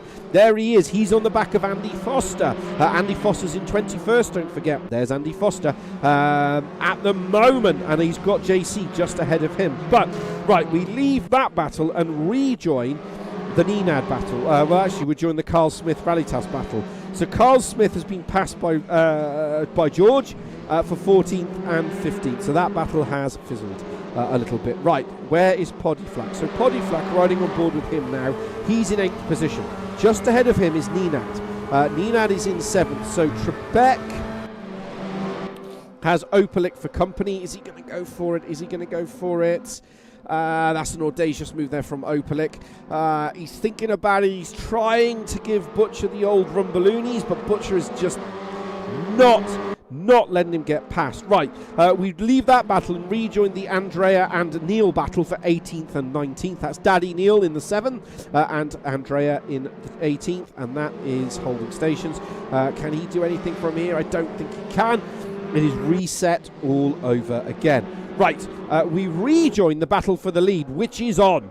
So, Opalik is going to clear Butcher. Butcher just left the door open for him. But again, like we said, he doesn't have the confidence under braking for him to push it. Poddy's also cleared Nenad in the background, but Nenad has Jean Petra and Shaw's Yusa has Jean Petra behind him. But at the moment, so Opalik has to get gone. Trebek hasn't quite got the 1 second gap that he needs with this car. Papadim is going to go up the inside of Butcher. Papadim is that Magnum yellow. Butcher's just, I think, has just gone on a cruise all on his own. And he rejoins down in 6th position. But Nenad is the cork in this bottle. So Nenad in the number 96. He now has got Jean Petra. Somebody has just gone into the wall. I think that was Bojan. Yep, Bojan went full force into the wall. He's just managed to recover it, but he's lost 2 places through that incident. Nenad doesn't need to do anything more here. He just needs to keep Shaw's Yusa behind him. There is Jean Petra in the number 12. Best looking car on the grid. Should win it. That's my opinion. At the moment, you Simon Trebek fans for the Trip 6 Motorsport fan club. He is currently leading. Opalik for the Agea Racing guys is in 2nd. Papa Dim, independent as far as I'm aware, is currently in 3rd. Van Skeppen's 4th. Junior is 5th. Butcher is 5th. Poddy is 6th. Sorry, Poddy is 6th. And Poddy is the cork here. Poddy is holding everybody up. Now, I don't know whether that's because he's trying to get his old mate Shaw's Yusa through, or he's just trying to protect Butcher and Neil. There's always little games that are playing. Nenad just launches the car at the back of Poddy. Nenad can't afford a DNF. He's in a position to take a championship winning position here. So Nenad just has to hold station for the remaining 6 minutes. Nenad takes a completely different line to everybody else through there. But it is what it is. Right, Stu Neil's on the back of Van Skeppen, who's on the back of Papa Dim. This is Papa Dim. There is Russ Butcher, who had that little incident where I think he went off all by himself, and as a result, that's really hurt him. This is riding on board now with Butcher, and just ahead of that is Stu Neil. We're riding on board with him now, and he's gaining and gaining and gaining and gaining, but he's not gaining enough. That's the problem, because he's more confident than Van Skeppen. Look how much later he brakes. Papa Dim brakes. There's a little bit of sim twitching going on here. Either Trebek's had a little bit of a sim twitch. No, so Trebek's, whatever happened, has sorted itself out. That's exactly what we needed. So Trebek is now leading by 1.1 second. That's what he needs. Trebek now is in a winning position with ballast on board. So we'll keep an eye as that unfolds. Right, Bojan's on the back of Nikita. Nikita's in 11th. Bojan is in 12th. 23 cars started. 21 cars still running. Question is, are they all going to finish with the final 5 minutes of this race finishing? There's Bojan in the number 79. We're running on board now with Bojan. Just ahead of him, that is Nikita. Ahead of that is Jean Petre, Shores and Nenad. Has Nenad finally got the run of Podiflak? No, he hasn't. Nenad is still holding station. Nenad's the 96 Seat, the little Peugeot, that number 7 Podiflak. Don't forget, race winner. So is Nenad, so is Shores. These three are basically nose to tail at the moment. Poddy ballasted, Nenad ballasted. Shores use a maximum ballast on board, and you can see here riding on board now with Shores, he's got absolutely everything to play for. Nenad just can't get past Poddy. Poddy is one of the best defenders in any league I've ever commentated on. He has this annoying ability to put his car exactly where you want to put your car. I have seen him defend in a way that would wind up everybody. But he's great at it, and he's such a hard man to pass. You have to be accurate. You have to be pinpoint on it all of the time. Shores User is going to go up the inside of Nenad. He's got to be careful because Shores User, using that as an overtaking opportunity, has had a slow down penalty. The question is, how much of a slow down penalty has he had? Well, that bit we don't see. He might just run it out. He just might have to run it out because he had a 5-second penalty, and that cost him dearly last time out. Right, Opelec, who was second, is now 5th. Papadim is now 2nd. Stu Neal is now 3rd, and Van Skeppen is now 4th. So in the space of about one corner, it's all changed. Trebek will be licking his chops because he's now 1.4 seconds ahead. He is on to take another race victory in the TCRSL, so he's happy. Butcher is looking to get passed by Podiflak. There's Butcher in the 33. Where's Nenad? Nenad is now behind Shores after that manoeuvre that we saw, but Shores had a slow down penalty for that. The question is, how much of a slow down penalty did he get? I think Podiflak is flashing to Butcher to say, get out the way, I'm coming. Van Skeppen is alongside Stu Neal. That's Stu Neal. There he goes. There goes the switcheroos. That was meant to be an orchestrated manoeuvre, I think, but it just basically didn't work out that way. So as it stands at the moment, Butcher's still ahead of everybody, and they're holding on to it. Right, JC Cameo is side by side with Derek Neal. So JC started 20th. There's Andy Foster in the background in the little Astra as well. These two have been buddies for the entirety of the race. JC gets the position done. He's up 2. Derek Neal loses. Andrea is on the back of Bill Campion. Bill Campion's in the 99. The 69 is Andrea. It is Alpha versus Seat versus Alpha versus Lada versus Astra versus Renault. There's about 4 different manufacturers. Up the inside, here comes Andrea now on Bill Campion. Is he going to get this job done? Is he going to go up the inside? Is he going to slow it down? Shores User has had another slow down penalty. JC Cameo has Derek Neal for company along with Andy Foster. There's Andy Foster running on board with Foster now, and he's not that far off. These are all the AM series guys. They're all basically fighting each other for those positions. So that's the benefit within the AM series, that they're not running around on their own. They're actually running around together, all fighting for that. But we leave that because Stu Neal now once again has Van Skeppen for company. There's Trebek currently leading on the last lap. Is Trebek going to get this? I'm not going to cover him because I would like, it'd be nice for him to get a win this time out in the TCRSL with ballast on board, but he's got Papadim closing him down. One mistake and Papadim will mug him. Van Skeppen there coming off the road. He loses out now. That's released Stu Neal and given Opelec the position back. Right, Nenad should get Shores User. This should be a done deal. Jean Petre is right behind. So Jean Petre is going to follow Nenad through. Nenad's the 96. He's the Seat Cupra, the white one. Jean Petre just has to keep it nice and tidy. Behind that is Nikita. He's also joining the party as well. Question is, can he do it? Everyone's playing holding station at the moment. They can't afford in this track to have any silly billiness, because if they do, they won't lose one position, they'll lose 2 or 3. Trebek isn't rounding the final corner just yet. We'll keep an eye on that. Van Skeppen's on the back of Opelec. He went off the road, so Opelec is down 1 position. Van Skeppen's down 1. Right, where is Trebek? So Opelec's going to go up the inside. He just holds onto it. Right, Trebek. I told you this was going to be close. So Trebek, Neil and Papa Dim are 3 aside.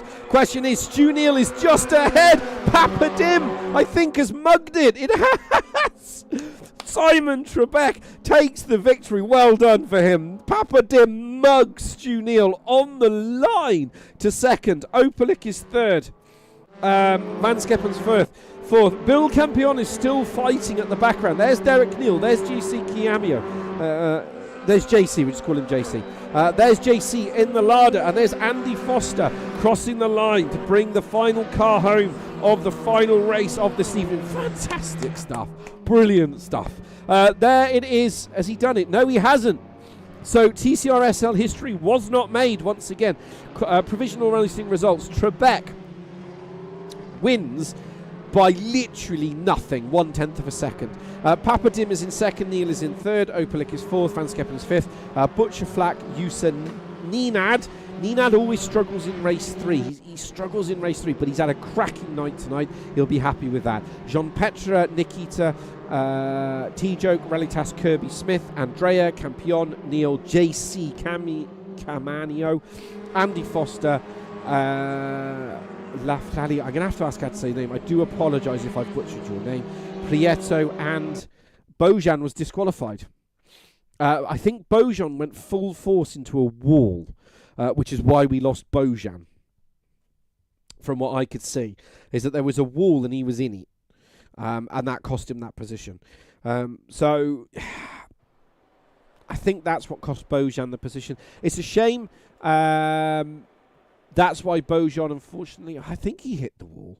Somebody hit the wall somewhere, because when I saw the driver going through, we just saw it on the stream that the car just went into a wall. So a DQ is a disqualification, which means that if you're new to this type of racing, there is only 30 instant points. That is it. And you have to manage it. Every driver has 30 incident points. You can get 4 points if you hit somebody or if someone hits you. You can rack up points for running off roads.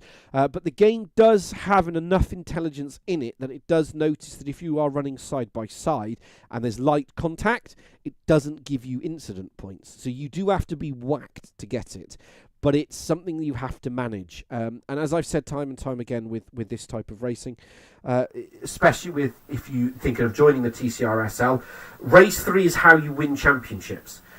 You can't win every race. You have to manage those incident points, and you have to manage your ability to not go for everything. And it's hard. It's how it is. But it's going to be interesting to see how the championship stacks up. My money is on Ninad now leading it. My money's on Ninad, but that's how it is. Right, great race 3 as always. I love that race 3. I love the racing. It's how it is. We have Stu Neal has joined us, so it's the final chatty bits for the evening. Stu, can you hear me? Yes, I can. Can you Brilliant. hear me? I can hear you.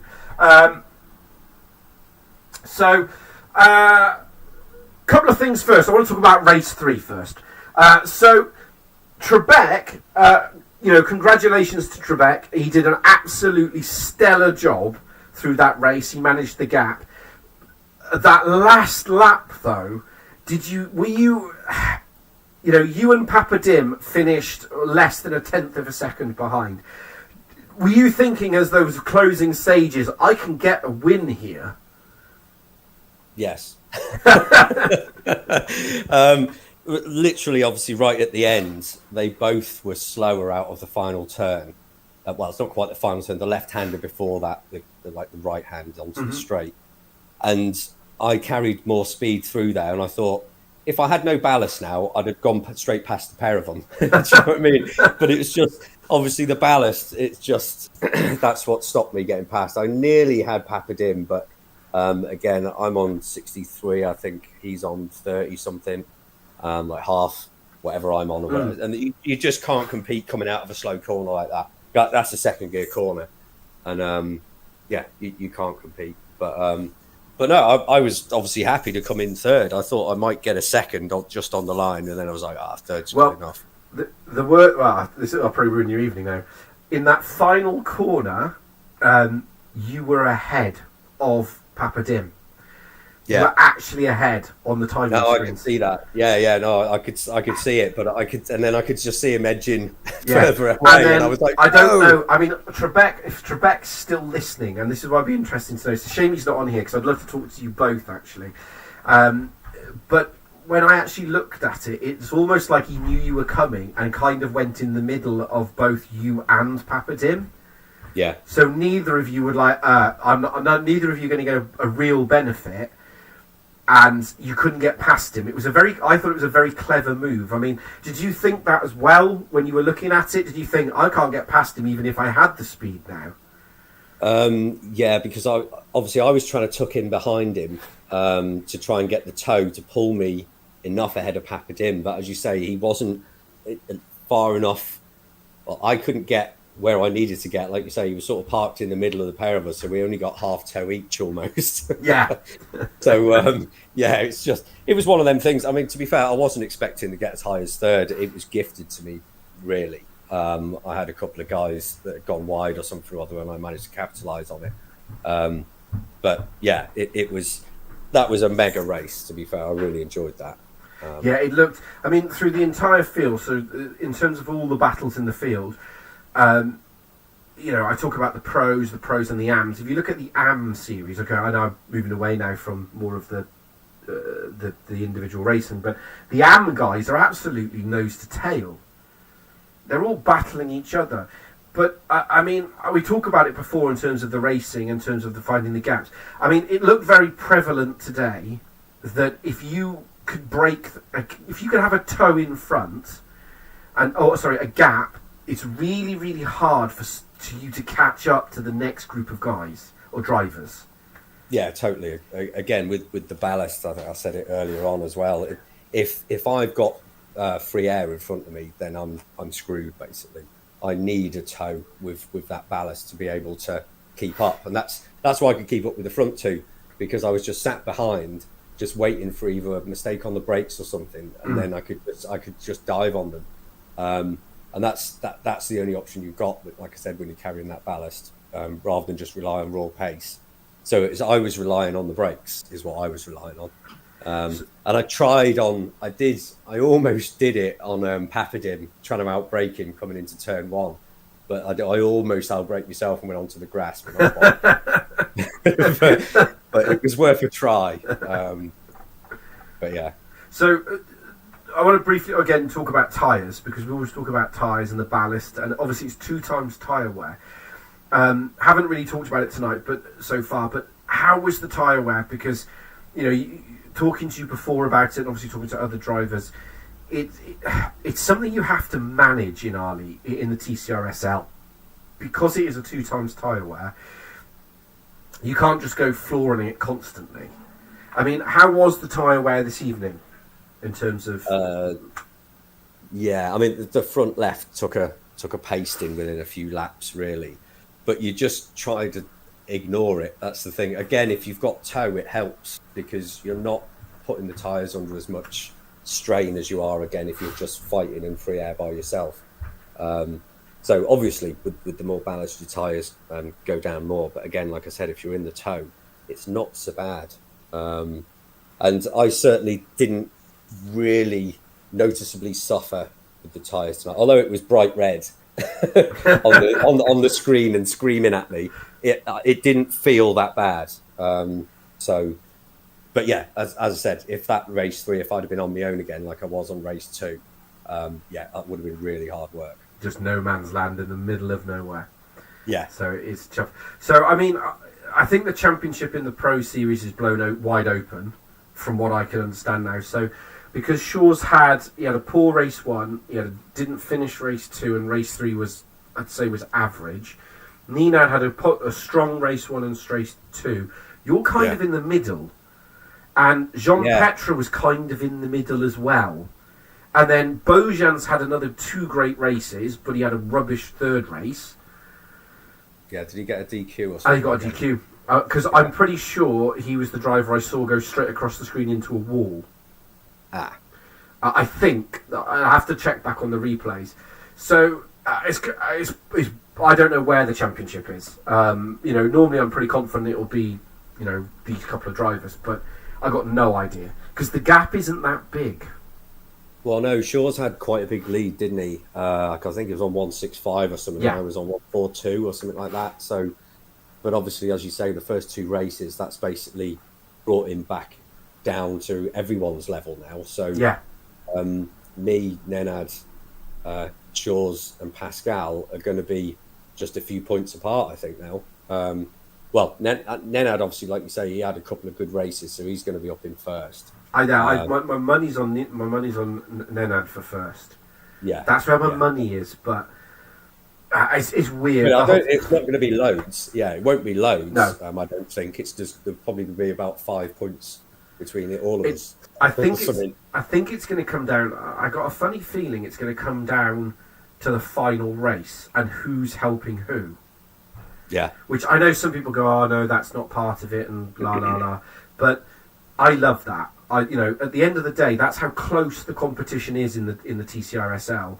That you need a team, you need someone to help you. You've got to work together. You've got to have somebody. So especially if you've got ballast, you've got to work together. Yeah, and that's going to be interesting. I think that's going to be absolutely mind blowing how that happens. But it is what it is. If I'm honest, it's exciting.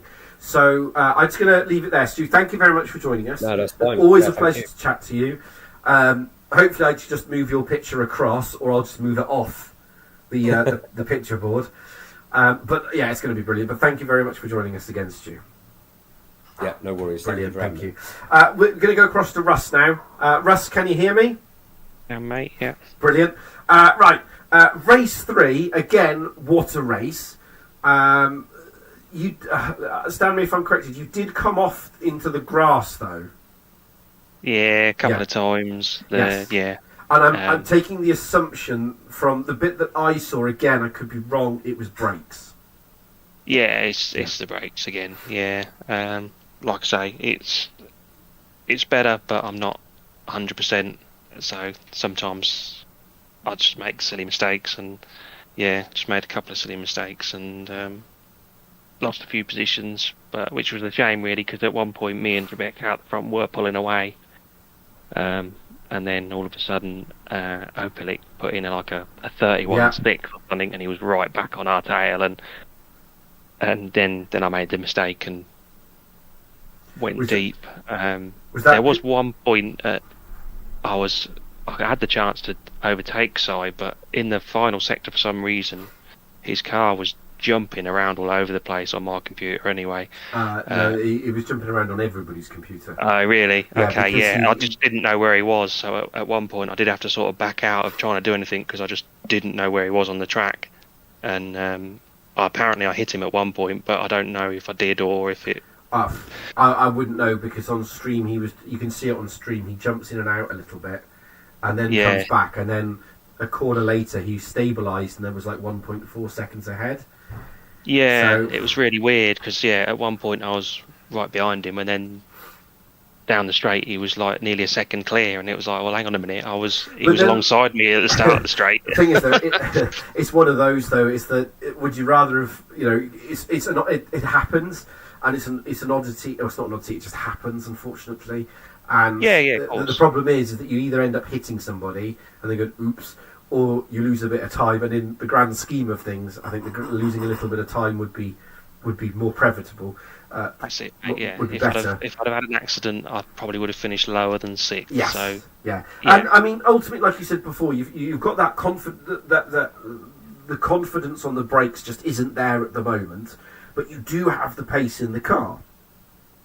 You've proved that time and time again. It's just that confidence in the brakes. So, we briefly talked on it before. Is that something you're going to, are you just going to try and work through it through this season? Because obviously we have the Christmas break coming up. Or is it just a case of, keep tinkering with it until you find something that actually, that works for you? Yeah, it's just tinkering, really. Like I say, I shouldn't really have tinkered with it while I had a setting that I was kind of happy with. It wasn't the quickest, but I was happy with it. But then, obviously, I do Trip 6 on a Sunday as well, but I race the Elantra in that, and I was really bad on the brakes in that on Sunday. So I was speaking to another driver who has a similar setup to mine, and they sent me their settings. So I've adapted a few. I haven't gone all the way and just changed everything completely. I've changed something slightly. Like I say, it's made it better, but it's just getting used to it because I'm used to how I did have it set up. Yes. So at times I'm either not pressing the brake hard enough and not getting the brake force that I need, which is why I've gone deep into a few corners, like you say, gone across the grass. I've just not hit the brakes hard enough, because before, when I hit them that hard, it would lock up. So now it doesn't, but I'm just, like you say, when you're in the midst of it and trying to battle everybody and do everything, I kind of forget, and I obviously went back to putting less force into the pedal and just sailed straight on.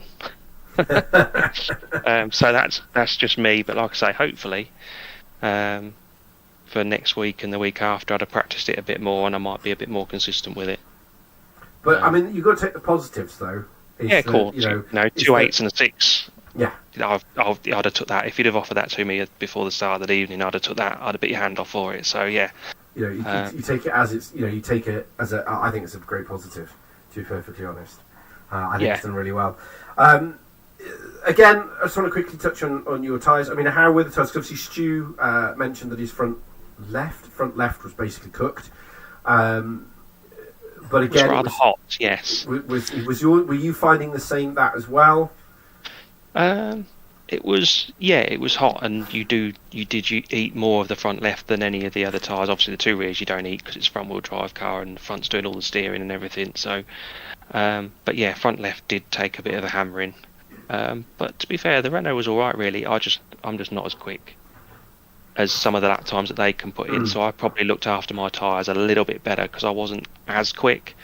So they were doing, like you say, at times they're doing 31s or very low 32s, whereas my sort of pace is around a 32.5 if I'm lucky. So I'm probably not using the tyres as much as they are on my laps. So yeah, it wasn't terrible. Like I say, obviously the front left does get hot, but it wasn't at a point where it was having a massive effect on your ability to turn the car in or anything like that. So yeah, I mean, it's one of those really is that you have to. I think as you get that confidence, you'll like we saw in the opening round, you'll start to go forward again. But you had, like you said, you had a second. Was it a sixth? What did you have? 6th and 2/8 tonight. Yeah, 6 and 2/8. And to be fair, with what I've heard from most people, they're happy with just where they finished. Because for what is essentially, and again, please feel free to comment on this, Stu, open to both of you, for what looks like a very simple track, it doesn't actually appear to be a very simple track. Yes, there's lots of points on it where you can have an awful lot of cars in a very small space, which then does tend to make it slightly awkward because you tend to have cars coming in at different speeds, and obviously if one car's defending from one, it hasn't seen the one that's behind that one that's then attacking that one, and but to be fair, on the most part, from what I saw where I was, the racing was quite clean into them sections where possible. There's always going to be a little bump here and there, but like I say, from what I saw, I didn't think it was overly bad. I did have slight reservations over, when I drove the track last night, I did have slight reservations over certain corners, but as far as I know, it's gone quite well. I mean, to me, it looked fine. To be fair, I didn't see anything that I thought was bad either. Like you say, there's a couple of the corners that do lend themselves to sending it because you go to take the normal line and somebody goes up the inside. It's like, oh, what did you do that for? Because that's going to slow us both. The one I'm talking about is that you've got that almost like a horseshoe right-hander before then the quick left-right chicane on the back straight. If someone sends it up the inside there, that then compromises both of you getting onto that straight. And obviously whoever's behind then could have the pair of you. And I think Everett did that to me once. And I was like, no, what are you doing? We're both going to get done by the time we get to the end of this straight. But, the lucky thing for you, Stu, was when he did that, you had my Renault behind, so you was never getting past on the straight. Yeah, no, it was good. It was good. It was a good track. And that's the thing. For a track that doesn't look that complicated, it generates a lot of racing. But again, I think the penalties are quite harsh here. Because Shaw's got 5 seconds for what I saw on stream was the smallest cut in the world. It was. He only just touched that inside curb on like the last left-hander. And I don't know how he got 4.93 seconds for that. I've done it before and picked up, 3.5, 4 tenths. But yeah, I've no idea how it gave him that. But the game just doesn't like it. It's called a championship penalty. That's what we call it. But yeah, but again, I think that's fun. So thanks, guys. Anything else? Anything else to add? Anything else you want to talk about? Because obviously I'm nearly at my curfew time.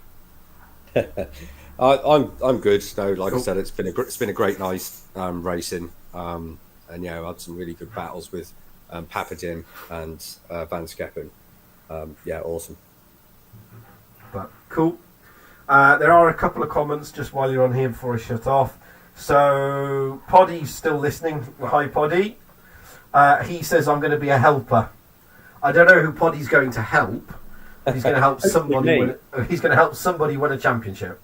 He could help me if he likes. I'm a bit far behind, but And then Georgios was saying 5 seconds for Shaw's penalty, saying wow, yeah, 100%.